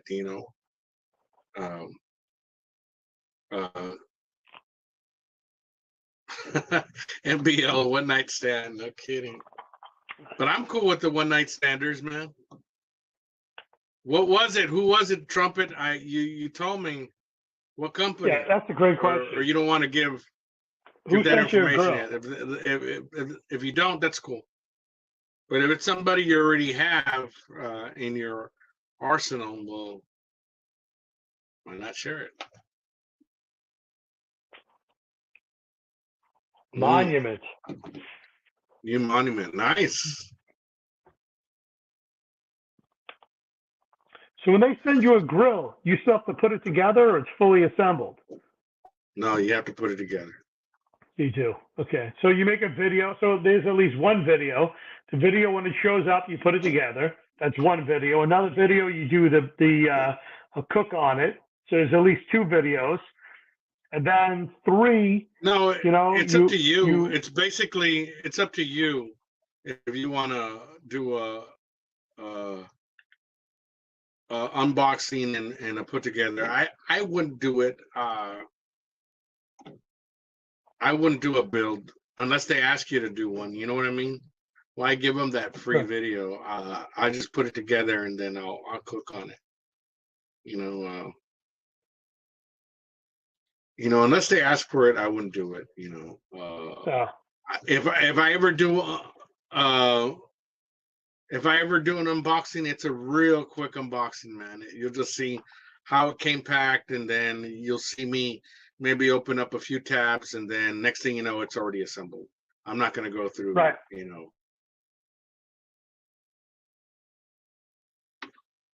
the ins and outs or something. But yeah, I saw that, Trumpet. You did film a video on another Monument Grill. That was the new Denali that they sent you, and I can see that, man, because that's something that nobody had a Denali video where they put it together, so that was cool. Are those gas grills or those pellet grills? Monument Grills has pellet and gas grills, and I think one or two charcoal grills. They're mostly sending Trumpet pellet and propane. So you don't need to have an agent or somebody represent you in order to facilitate these deals? No, you don't. No, you don't. I mean, you could hire one. It's not needed. I mean, it's kind of a waste of money. Another gasser. Yeah, he said another day. It's a gas grill. What's going on, Chuck? Hadn't seen you for a while, Niners. Where you been? He's joined me on the live stream. Chuck has come on here. I pulled him out of remission. I brought him back on the field, but I guess tonight he's not making his. I'll give it to him. Appearance. There it is. Yeah, he's not making the appearance. He has in the past.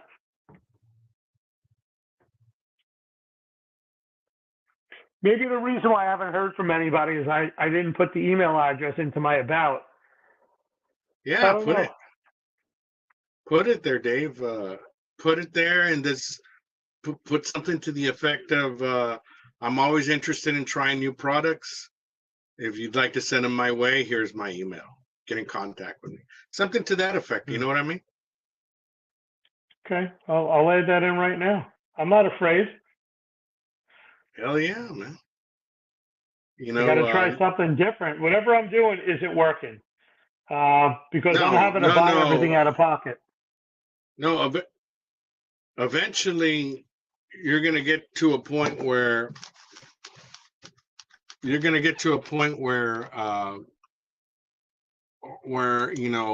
as more attention's drawn to you, you're gonna draw the attention to not only the viewers but the companies. I think in my live the other night, Trumpet mentioned, I think he was at about 700 when he started getting his. I was about 700 subscribers when here and there I started getting offers, and then it really took off once I hit 1,000. Well, Yeah, I've Bill. crossed the 1,000 mark. I've done that already. Okay. Well, when I mean, you got to look at your stats. You know, have you gone to YouTube Studio, and look at your Yep. stats? Where are these? Where are these viewers coming from? And The majority is North America and Central America. wow, I've never gotten anybody from Central America. Yeah, so I'm picking up Costa Rica. I'm picking up Panama. I'm picking up Mexico, still North America. Canada is still North America. Wow. So I'm getting the countries where people look at me and identify as if I'm like them. That's the way that it was explained to me by somebody else. Well, I'm going to tell you something. I speak Spanish quite frequently in some of my I speak videos. a little bit of Spanish. Yeah, there you go. Yeah. 5603 is the number right now. Okay. And I don't get any, and even some of my titles is in Spanish, and I get minimal traffic from Mexico, as close as I am to the proximity of Mexico. My number one audience is the United States, second, Canada, third, the UK, and fourth, I want to say India. Yeah, I get UK. India, I don't have a lot of. I get a lot of the European countries. Mm. I also get Central America. I'm getting Panama. I'm getting, I should say South America. I have two. I have Peruvian, Venezuela. I have a lot of people from Colombia. Well, okay. The companies that you're working with, are they promising you organic subscriptions? No, they make no promises. All they say is that based upon where I've been looking, I'm not marketing myself properly, and that they handle SEO optimization. Okay. They're probably sending you bots. Oh, you think so? Yeah, they're sending you bots. I hope not. They're on Madison Avenue in Manhattan, so they better not be sending bots. No, those are automated subscriptions Okay. where they have bot farms that just automatically they're able to press a button and send a number of subscriptions your way. But isn't that India, the Philippines, and Russia? Well, you could, all you need is a VPN cloner, and it could clone any country. Oh, so they can clone the United States as well? Yes. Oh, so then there's no way to ever know. Yeah, unless they promise you organic subscriptions. But if you're at 5,000, and I don't know how many people are viewing right now, you would have a good number of Right. people viewing right now if they're organic. Hmm.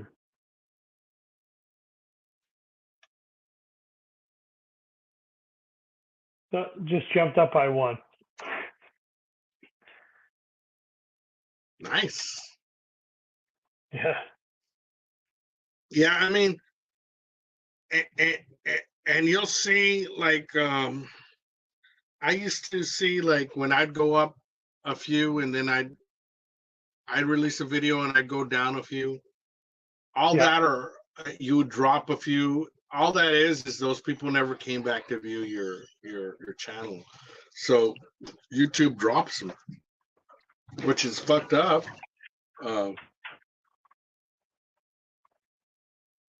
But that happens. Sure.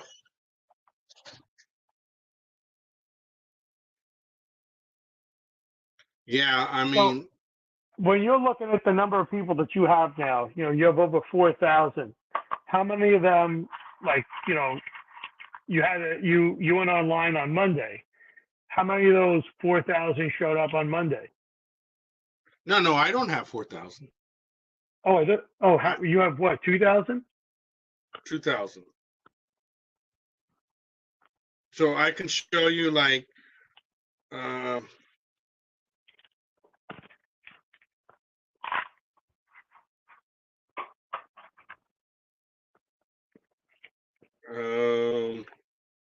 let me show you a stat real quick. Sure. Yeah, so let me look at like my live that I did. When was it? Tuesday? It was either Monday or Tuesday. Yeah, it was Tuesday. I was at the firehouse. Yeah, Tuesday. I had to go to a fire call. I So remember it will that. tell you. Yep.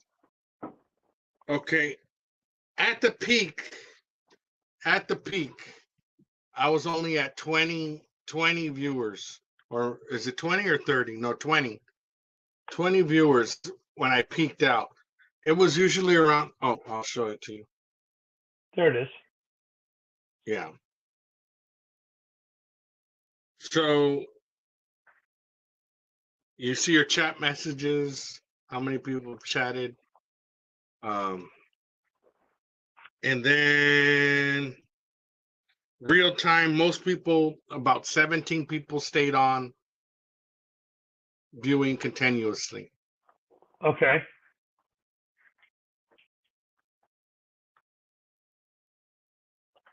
So that basically tells you those are organic views.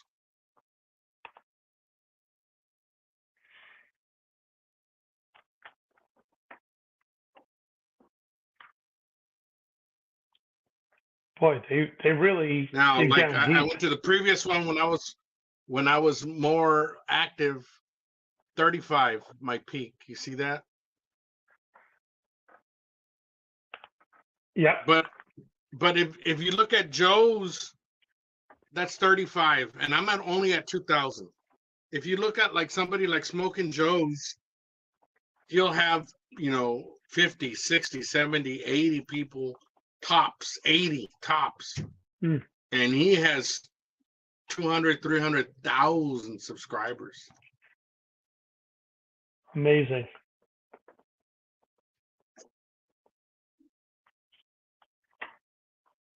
How do these guys do it? Then you look at somebody like Chud, and look how many he has. He has the same amount of subscribers, but he has about 1,000 people on there. Right. Yeah, his lives. But that's still just a fraction of what his subscribers are. You know what I mean? Yeah. Yeah, his lives pull a couple of hundred, not thousands. They pull hundreds. Yeah. We'll see you, Trumpet. Yeah, so Yeah. I mean, it varies. It depends on how frequent you go live, and I was doing Give me it a for a second. while. I'm just gonna run to the men's room. Give me 1 second. All this No beer problem, and liquor. bro. Yeah, I hear you. Yeah, you're right about that. Ho Ho Barbecue. Chud has somewhat of a cult following for his lives. Yeah, he does. Definitely. That's cool, man. I mean, he gets a whole bunch of super chats. That's friggin' awesome, dude. When you can be hanging out and getting paid to hang out. Damn it, boy.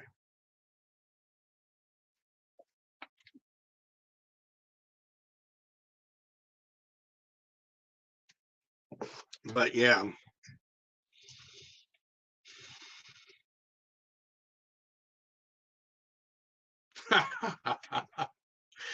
Man, I don't know about that. Dave may want to start wearing Depends for his lives. I don't know, man. Dave is not going to wear it. Depends on his life. So here's the thing. Just because I ran into the men's room doesn't mean that I can't hear you. I just couldn't talk back. I heard everything. I hear everything all the time. That's fucking hilarious. The interesting part is, just because I'm drinking doesn't mean I'm inebriated and don't know what's going on. I always know what's going on. I keep complete control. If this is like the Wizard of Oz, I'm always the man behind the curtain that sees it and what's happening. Let's see here. Chud has a good story. It's easily related. That's what we were talking about. We were discussing this earlier. Chud goes out there, does the same formula. He doesn't put any music in. He doesn't take other people's stuff. He'll never get copyrighted. It's the same formula all the time. What did you call that, Al? That eventually he starts to it becomes the same routine. You had a phrase for what that becomes. Like it's sort of like that Nirvana song, "Rape Me." You rape your own song. You start raping your own sound, your own formula, where you don't change it up a little bit here and there to keep people entertained. You know what I mean? But right now it's working for him, dude. So, I mean, I see that he's taking trips now more often, and he's changing it up as to where he wasn't doing that before. So, that may be how he's actually expanding a little bit. You know what I mean? Right. But I mean, his success shows no grounds of slowing down. Excellent. Well, Ant's formula is not wrong. He found people that are successful, and he followed what they do. They have a winning formula. So when they're successful, he's successful. Oh boy. You're right about that, man. You're right about that. If I pull up Fat Dave with the fat beard, you owe me a shot, and I'm going to find it right now. Fat Dave with the fat beard. I don't even know where it's at. I'm going to try to find it right now. Yep, there it is. Damn it. Dave with the Duck Dynasty fat beard. There it is. Okay, you owe me a drink. Happy. No, that's not my beard. There is one where I really do have a beard.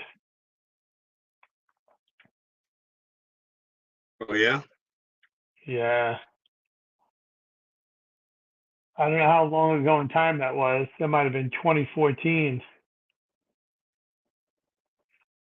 Yeah. Back in, I found it. We're going to have to go to the single video for this one. Here it comes. Uh-oh. Holy crap. Where's that at? There's your beard. Oh, that was another time in a different place, in a place that had palm trees. Nice. Yeah. The world of the palm trees, not the world of the pierogies. Thought you were going to say that was in Dubai or something. They have palm trees. Oh, do they? Yeah, they do.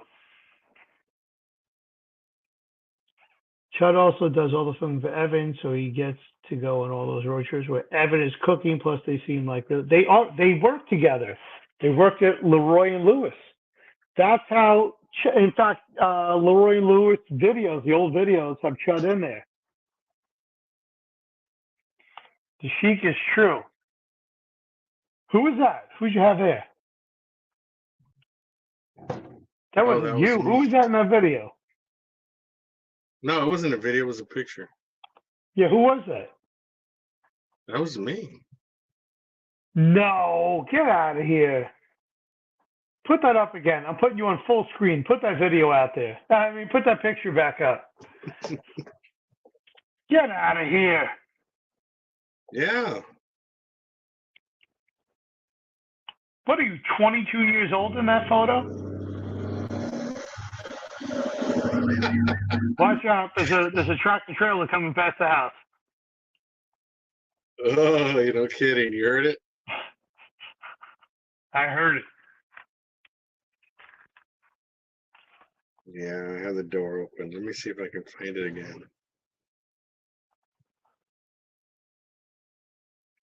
Oh, damn it. Yeah, they did work together at Friedman's. That's correct. Yeah, those two have a history together.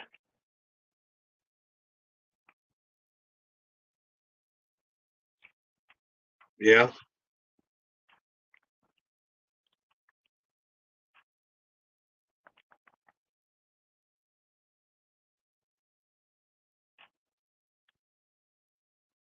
Damn it.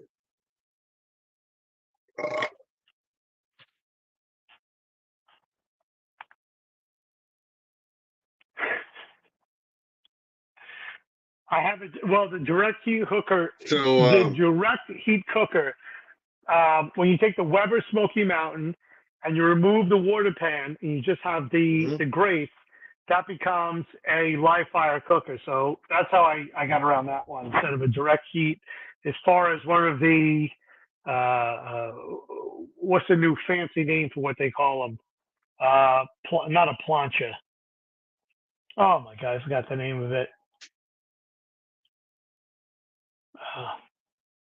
But it's not necessary to buy another device just to be able to remove the water pan and do a live fire cook.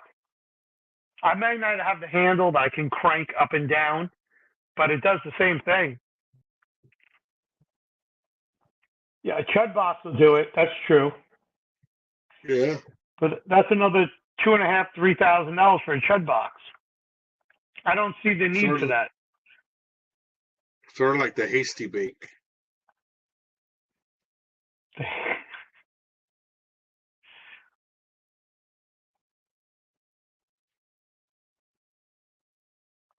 Santa Maria, that's exactly it, like a Santa Maria grill. Oh, there it is. I'm pulling it up live. There it is. Look at that. I can't believe that's you. Wow. Look at that guy. That guy had all the book knowledge.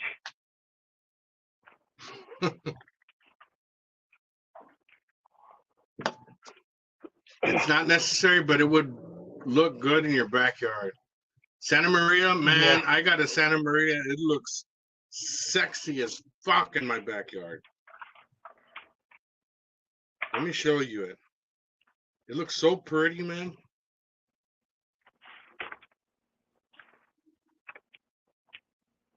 Yeah, Santa Marias look definitely sexy as fuck.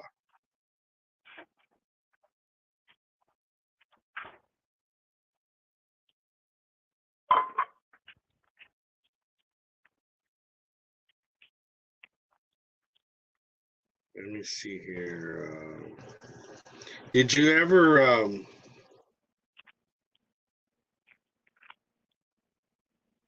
let me see here. I can't get it's kind of hard to when you take so many food photos, kind of hard to scroll through all your damn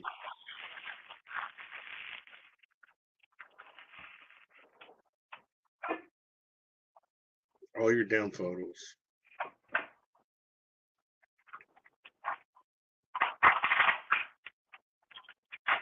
Yeah, I have that problem. There's sometimes I take photos, but I don't make videos. And then the problem with that is, you know, unless we're on a forum like this where I can show the photos, I don't have the video to show. Like when I'm doing cooking for the firehouse. Yeah. It happens. So you're cooking for the firehouse now? Well, I'm a firefighter. I'm a volunteer firefighter, so I do that. In fact, that's the reason why I wasn't on your Tuesday live stream. I was over there at the firehouse. We had a call. Without getting too much into detail. They were asking about that, and I said he's probably at the firehouse. That's exactly what I told him. Yeah, that's what happened. Tuesday I was at the firehouse. I couldn't make it. We had a live fire call, and I was called out for rapid intervention. Yeah, there it is. See that big ass wheel, Santa Maria? I see it, Ria. I see it on the left side. I sure do. Yeah. That's in your barbecue shed? Yeah. Yeah. It's a sexy son of a bitch. Hojo says, looks like we have an undercover narc. I don't know who he's talking about, and it's certainly not me. So who's the narc? Who's narking on who? Looks like we have like an undercover narc. Who's the narcotics agent? No, I wasn't the narcotics agent. Oh, he's talking about you. No, you were the hidden guy in the library.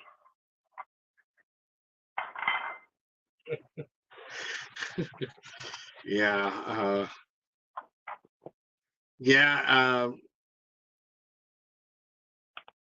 I'm 2 years away from retirement. I can't wait till I won't carry a gun again. Oh, you were a cop? I'm a federal officer. Oh. I was a cop at one time. Oh, I thought that you worked either in video production or music production. I was in a band before I became a cop. Yeah, there was something in the production industry which would make a good cover for you, especially if you're a narcotics agent working in the music industry. Yeah. I was the guy in the grassy knoll. Ha ha ha. No kidding, man. But yeah, man, I can't wait. I can't wait till when I was off this past last week or so, and then I had to get ready and go to work again. It's like, man, I just have to last 2 more years. Is it 2 years? Yeah, it's 2 years. And then you get to retire? Yeah, 2025. And then you want to do barbecue and videos full time? Well, I'll do it as a hobby. I'll continue to do it, but I'm going to put, you bet your ass I'll be putting more time into it. You know what I mean? Yeah. I'll go balls out. When that happens, I'll go balls out, man. I'm going to get a badass camera. I'm not going to be doing it in this bullshit anymore. And get a badass computer. And, What's wrong with using a cell phone? I use 2 cell phones. I use the phone. This one right here. Here's one cell phone. That's this, and then the one that's facing me is a camera where now it's not doing it because I stopped. I got to raise my hand to do it. Now it'll move. Whenever I move, the camera moves. It's all artificial intelligence. Yeah, I do have 2 cameras, and I was using them when I went to Albuquerque, but they overheated. Yeah. Both cameras overheated. That's how hot it was. Wow. I'm sorry. I have 2 cell phones, not 2 cameras. 2 cell phones. Yeah. Yeah. But I will get cameras when the time comes, and I'll make an effort to make everything more professional. All right, so this one's for Hojo. See how Hojo says get 2 cameras, AI? You see that? Yeah. Okay, watch this. Only because he said this.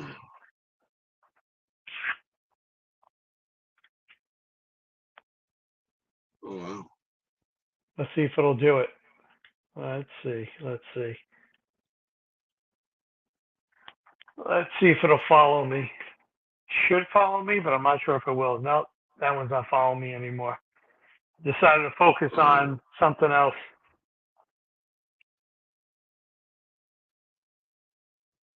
No, There you messed go. that up. There you go. Yeah, it did it.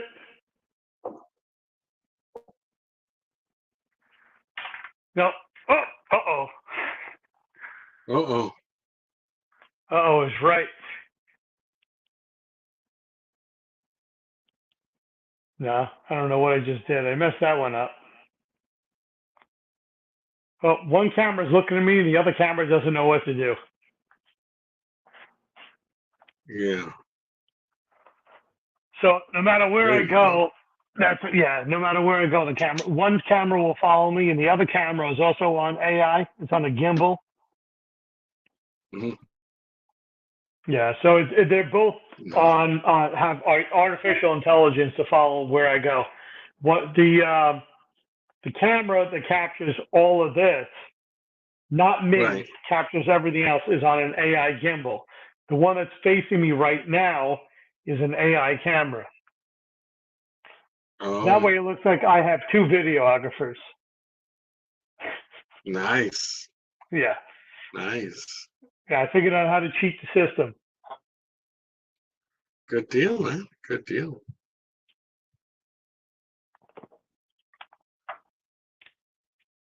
Nice. Yeah. Well,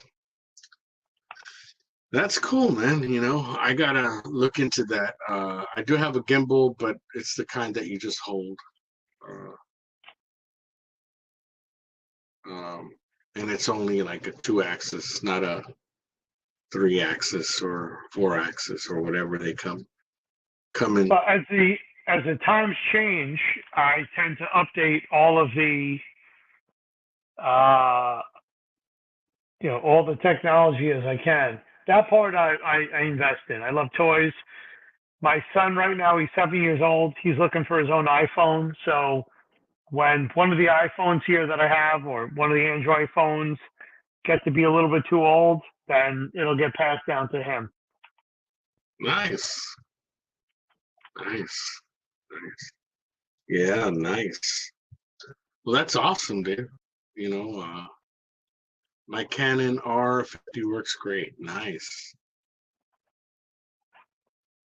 Yeah, I love Oktoberfest beers. Yeah, so do I. Can't wait till it's that time of season. But Oktoberfest is my favorite time of the year. Best foods hell come out, yeah. best beers, the best of everything comes out. Yeah, man. I do my paranormal special every October. Hell yeah. And what do you have on your paranormal special? Paranormal shit, man. This time it was just all check it out if you get a chance. Go back to last October. I did a paranormal special, and it was all just ghosts and apparitions or whatnot that I caught on my cameras. Hmm. Yeah, it was pretty cool. I enjoyed it. It was supposed to be a cook. Trumpet had organized a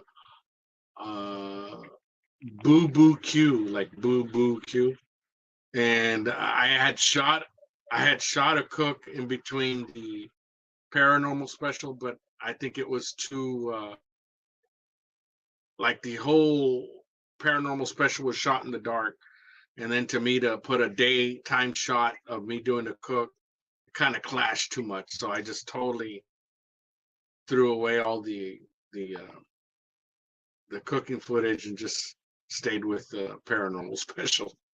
Sure. But it was fun. It's a lot of fun. But I'm planning to do it this year, and hopefully this year I'll get some viewers submissions. We'll see. I'm pretty sure that if I do anything with Oktoberfest, I'll be wearing lederhosen.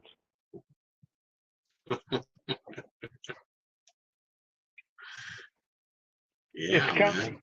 Look forward to it. Sometime late September, early October. I'll be sitting here with lederhosen. Maybe I'll have some other people here at the house, especially if it's a Saturday. I'll have to move the date. It won't be on a Friday or a Thursday. It'll have to be on a Saturday. And well, people over will do a live stream of the Oktoberfest. Yeah. And Wap Wap says says he has his. he has his lederhosen as well. So he's invited here. I did get my lederhosen from Germany. That's correct. They're made of real leather. And I have the shoes. I have the shirt. Everything all matches and goes together. Have had a few chef yards. Local brewery in Dallas made a beer called Pumpkin Dunkel.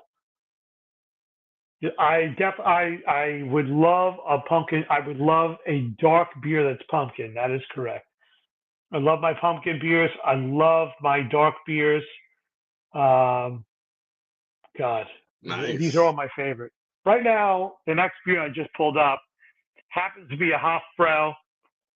It's a which one is this? It's an original Hofbrau, but we're getting closer to that point where we start to pull out the Oktoberfest beers, and we have Reinheitsgebot, which is the German purity laws. It's coming. Damn it, boy. Damn it, boy. I know. Well, I love my shit. Yeah, well, I better let you go, Dave. I'm going to get ready to take a shower and get ready to call it the night, man. But I'll be watching on my phones if you're still on a little later. Yeah, a little while long. I'm going to give it at least another 23 minutes. I'll give it till 11 p.m. Eastern time. Okay. Yeah, we'll see how much further we go. All righty, but yeah, I'll take a shower and I'll chime in. All right. Enjoy your shower. All right, brother. Think of me when you're hot and wet. All right, bud. We'll see you. All right. Thanks for stopping by. Al Lunacy. That's a long time with Al. My God, Al gave me my start. If it wasn't for Al, I'd be all alone. Now, who else can I grab? Who's going to join me? Who's coming aboard? I know that you guys have been lurking in the back. Now is the time to make your stance. Even if you have a phone, turn the phone on. Come on. NBL, you show up in everybody's chat, everybody's live stream, but you don't make the live appearance. What do I have to do to get you to come live with me? Do I have to do another shot? What is it? I got both cameras going. What do I got to do here to get you guys to show up? I don't have a Pumpkinator. Wow. An Imperial Pumpkin Stout. That sounds delicious. You know, let me finish this one off. I have one more shipyard to go.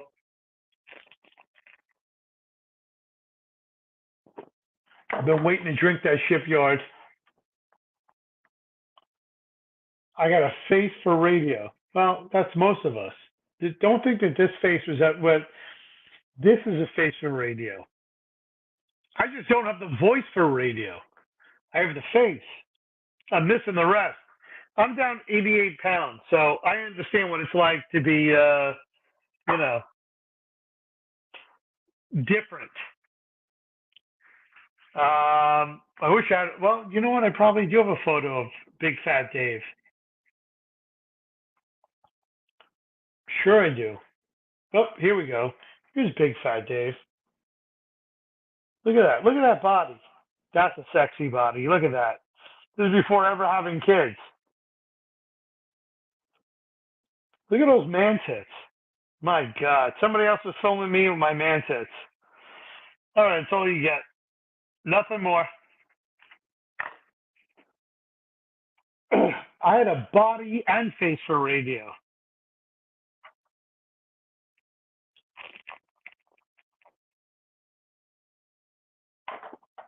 Don't be shy.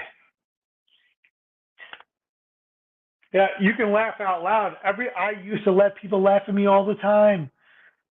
I was big. I realized that. For 30 years, I was that size. It took me a long time for me to get the weight down. Now what? Now I'm starting to gain it back little by little because I'm off the medications.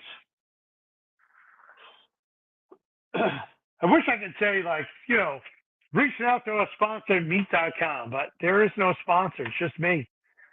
My checking account is our sponsor tonight. By the way, I was just checking my email. Not one person sent an email over to me. Not one person has said, please send me some stickers.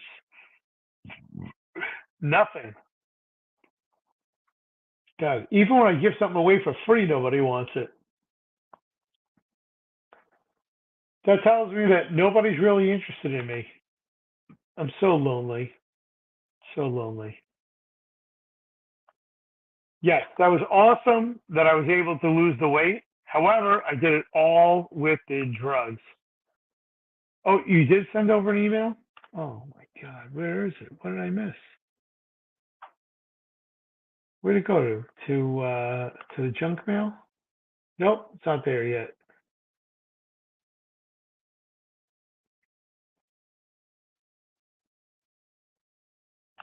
Not yet. Hasn't shown up yet. Oh, it'll be there soon enough.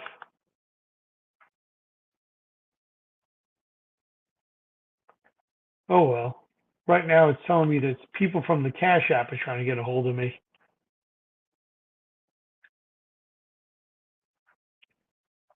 I think I lost everybody to somebody else's live stream tonight that started at 9 o'clock. I started mine at 8 o'clock. So you either have to start earlier or have to start later. It's one or the other.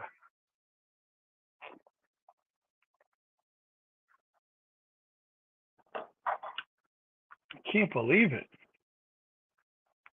Either that or that live stream is over and people are just ignoring me. I don't feel bad. Other people in my life ignore me as well. Nothing new.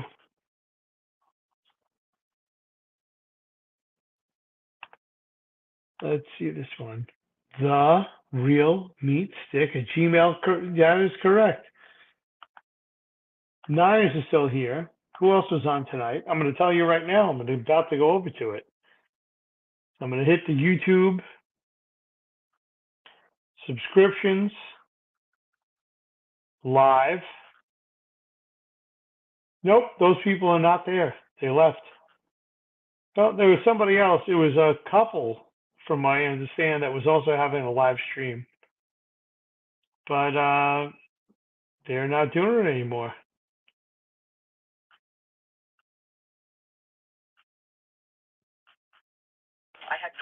I wonder if I can get my buddy here to join us.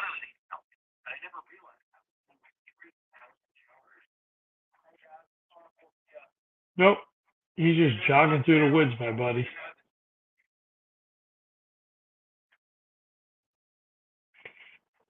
Nope. It's just us.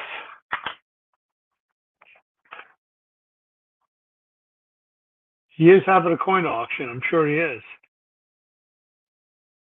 By the way, something I learned from a gentleman I work with is if you happen to have silver or gold at home, especially if it's coins, do not polish it. Don't touch it. Leave it alone.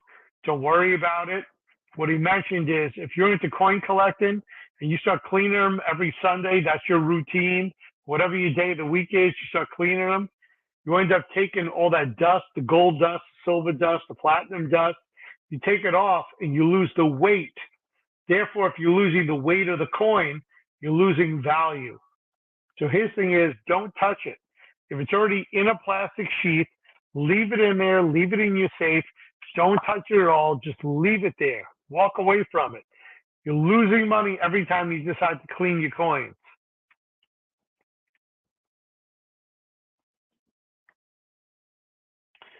Hojo, there was a there was a couple, a husband and wife or a girlfriend boyfriend couple that was on tonight.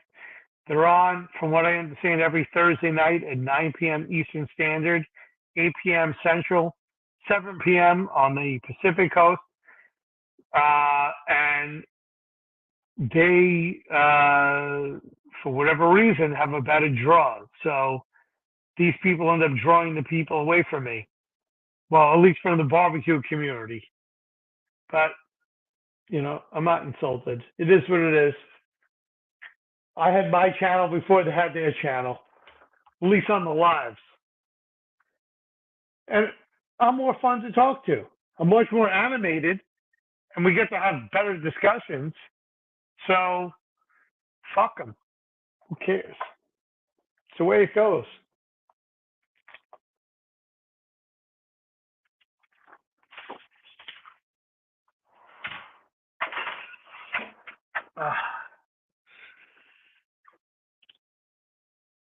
Tokens takes time. You'll get there. Little by little, I'm getting there.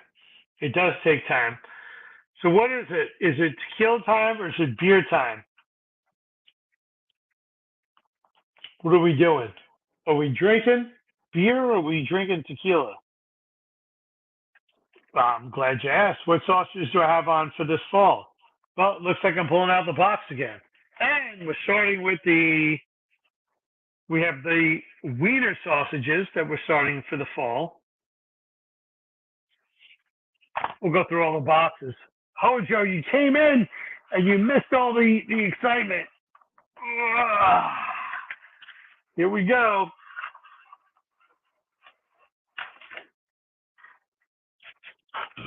We got the super salad that we're making for the fall.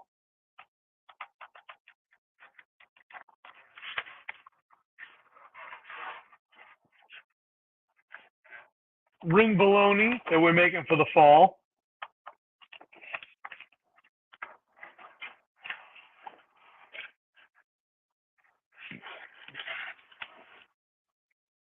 Dry-cured horse salami. Oh, why is that camera over there? Get over here. Dry-cured horse salami that we're making for the fall.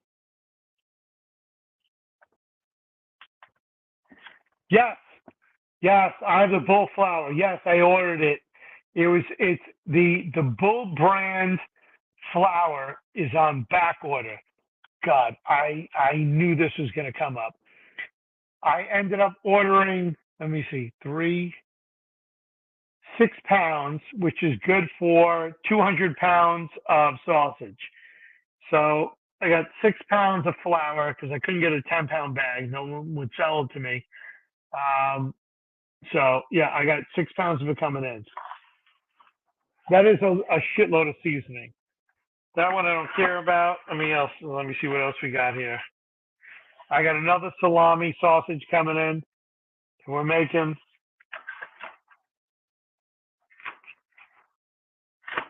Don't worry about those. So there's a whole box here. Just so you know. I got to put you a message up. That is a shitload of seasoning.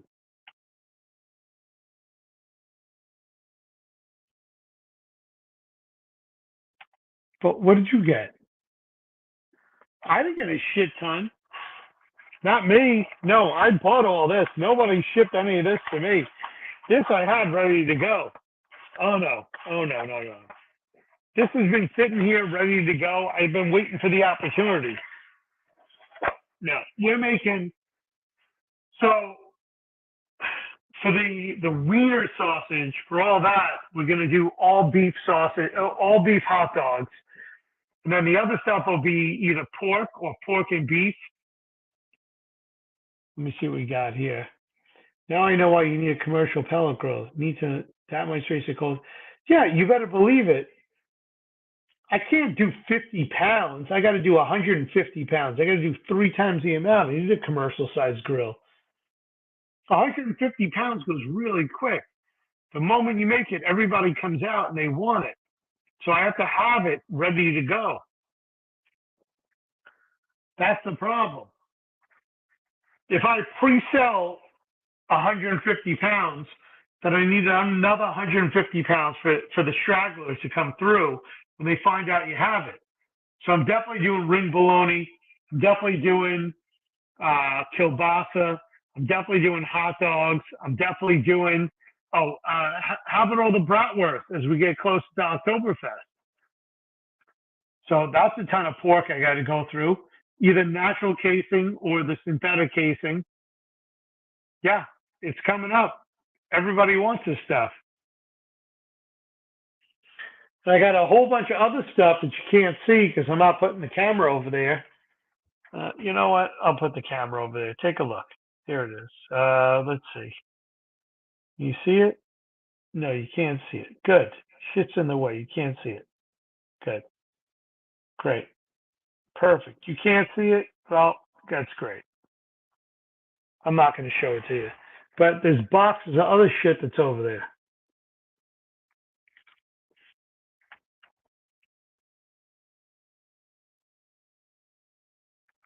You remove the grates from the pellet grill and put rods. It comes with rods. So the pellet grill came with sausage rods already. Those sausage rods are perfect because with those, they're all almost like S hooks, each one. So I could just hang them and they go one to the other, to the other, to the other, to the other, which is perfect. I bought an extra rack so I can go top and then go middle, and each one will hold the sausages going across. Because my thought process is they're going to get too heavy. So at least that way, 6 and 6, I can do 12 at the top, do another 12 at the bottom. Let's see, Hojo, have you ever considered getting one of those automated stuffers? Yeah, I have, out of China. Yeah, 100%. I thought about that. For $200 to get the manual, for $600 to get the automated. Exactly. Well, you see, so this is where I agree with WAP. So if you have a traditional offset, and you put the rebar in, and you can hang them over the rebar, or you put the S hooks on, and then you hang them from S hook to S hook to S hook to S hook. You two are in the right thought process. But I see you guys in multiple people's forums, and you have a lot of information that you guys don't share with people. Both you, WAP, and both you, Hojo, have a lot of great info. I appreciate you sharing it here, but we only have 5 people that are watching us. The 2 of you have experience that you should share with others. That's how I hang the such in my office at. Yeah, you put it right across on the on a rod. So if I win that surely, then I'll have to put the rods in. If I end up winning the Rectech, then it comes built in with something like that. In fact, it's probably up. Give me a second. I'll be right back. I'm going to show you what it looks like.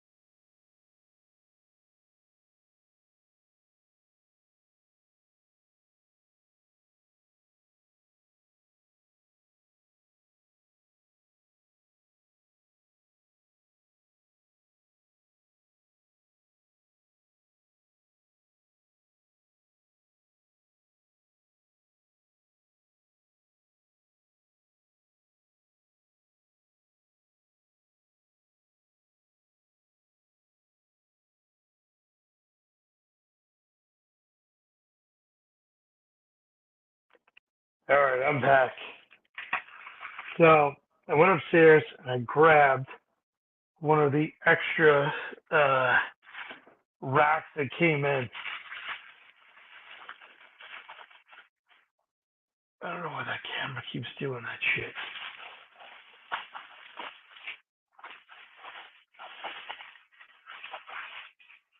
This is one of the extra racks that I ordered. And with this goes into the pellet grill. And then these S-rings that are right there, I made to hang the sausage on, which is nice. So the 6 and 6 that go on each side. That's the first 6 on that side. And it's the other 6 for the other side. And these go right into that Camp Chef. So I could do 6 on one side, 6 on the other side, and then lower the other rack down so that I have a total of 24 different places to put the sausage. And I still want your 325 gallon.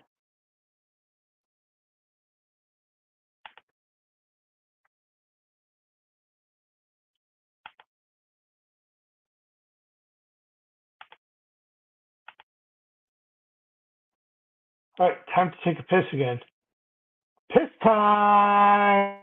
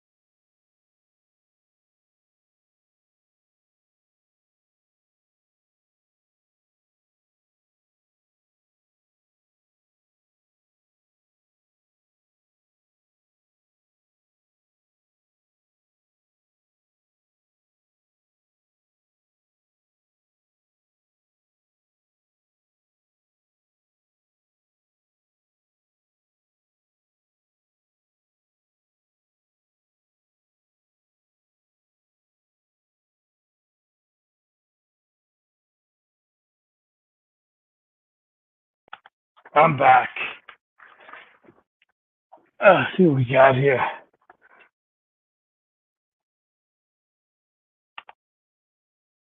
Are there any harder to store or freeze? What does that mean? Oh, as far as the seedlings.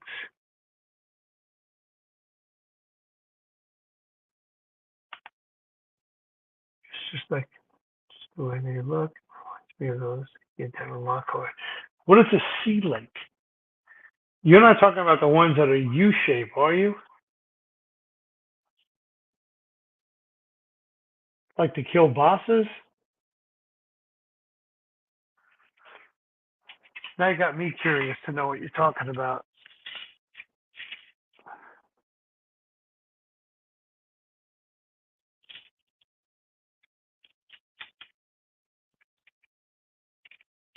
What is a C-link?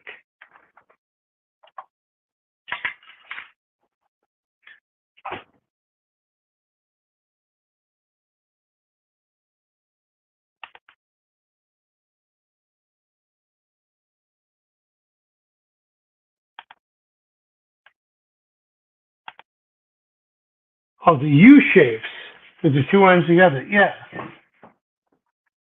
Yeah, I'm not making those out of natural casings. I'm using the synthetic casings to make those. And then I have, for the really long ones, I have casings that are already tied. They're either have a zip tie or a hog tie on one side and a loop on the other. So the side that would be called the end side, and when I'm filling, that's the side that is probably hog-tied. Or what I do is I take one really long one, and then after I fill it long, then I go into the middle and I use a zip tie, and I just pull it tight, or I use a zip tie gun to zip tie them tight, like the super sods, and I have two long ones. But what you're talking about is making a big U bend in the middle, like the kielbasa's.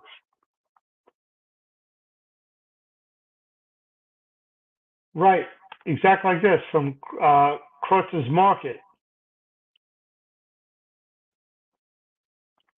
The difference is you're going to pay a big price on that. That's something you can do at home and save a lot of money.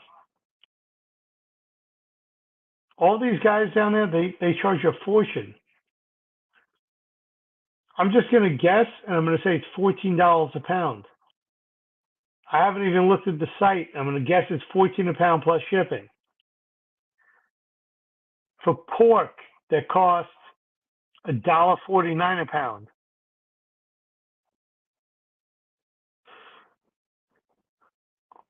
There's no way that's a cheap item. They're getting top dollar for it. You're better off making it on your own and selling it.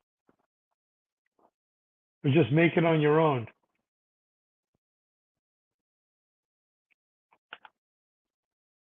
Yeah. That's a good example.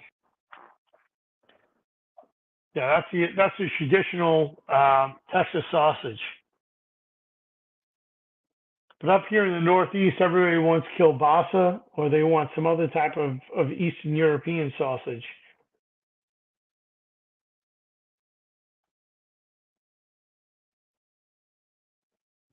All right, guys, it's 11 o'clock. I don't mean to cut it short, but unfortunately, I have to go to work tomorrow. So I got to go to bed. Is that going to be a problem?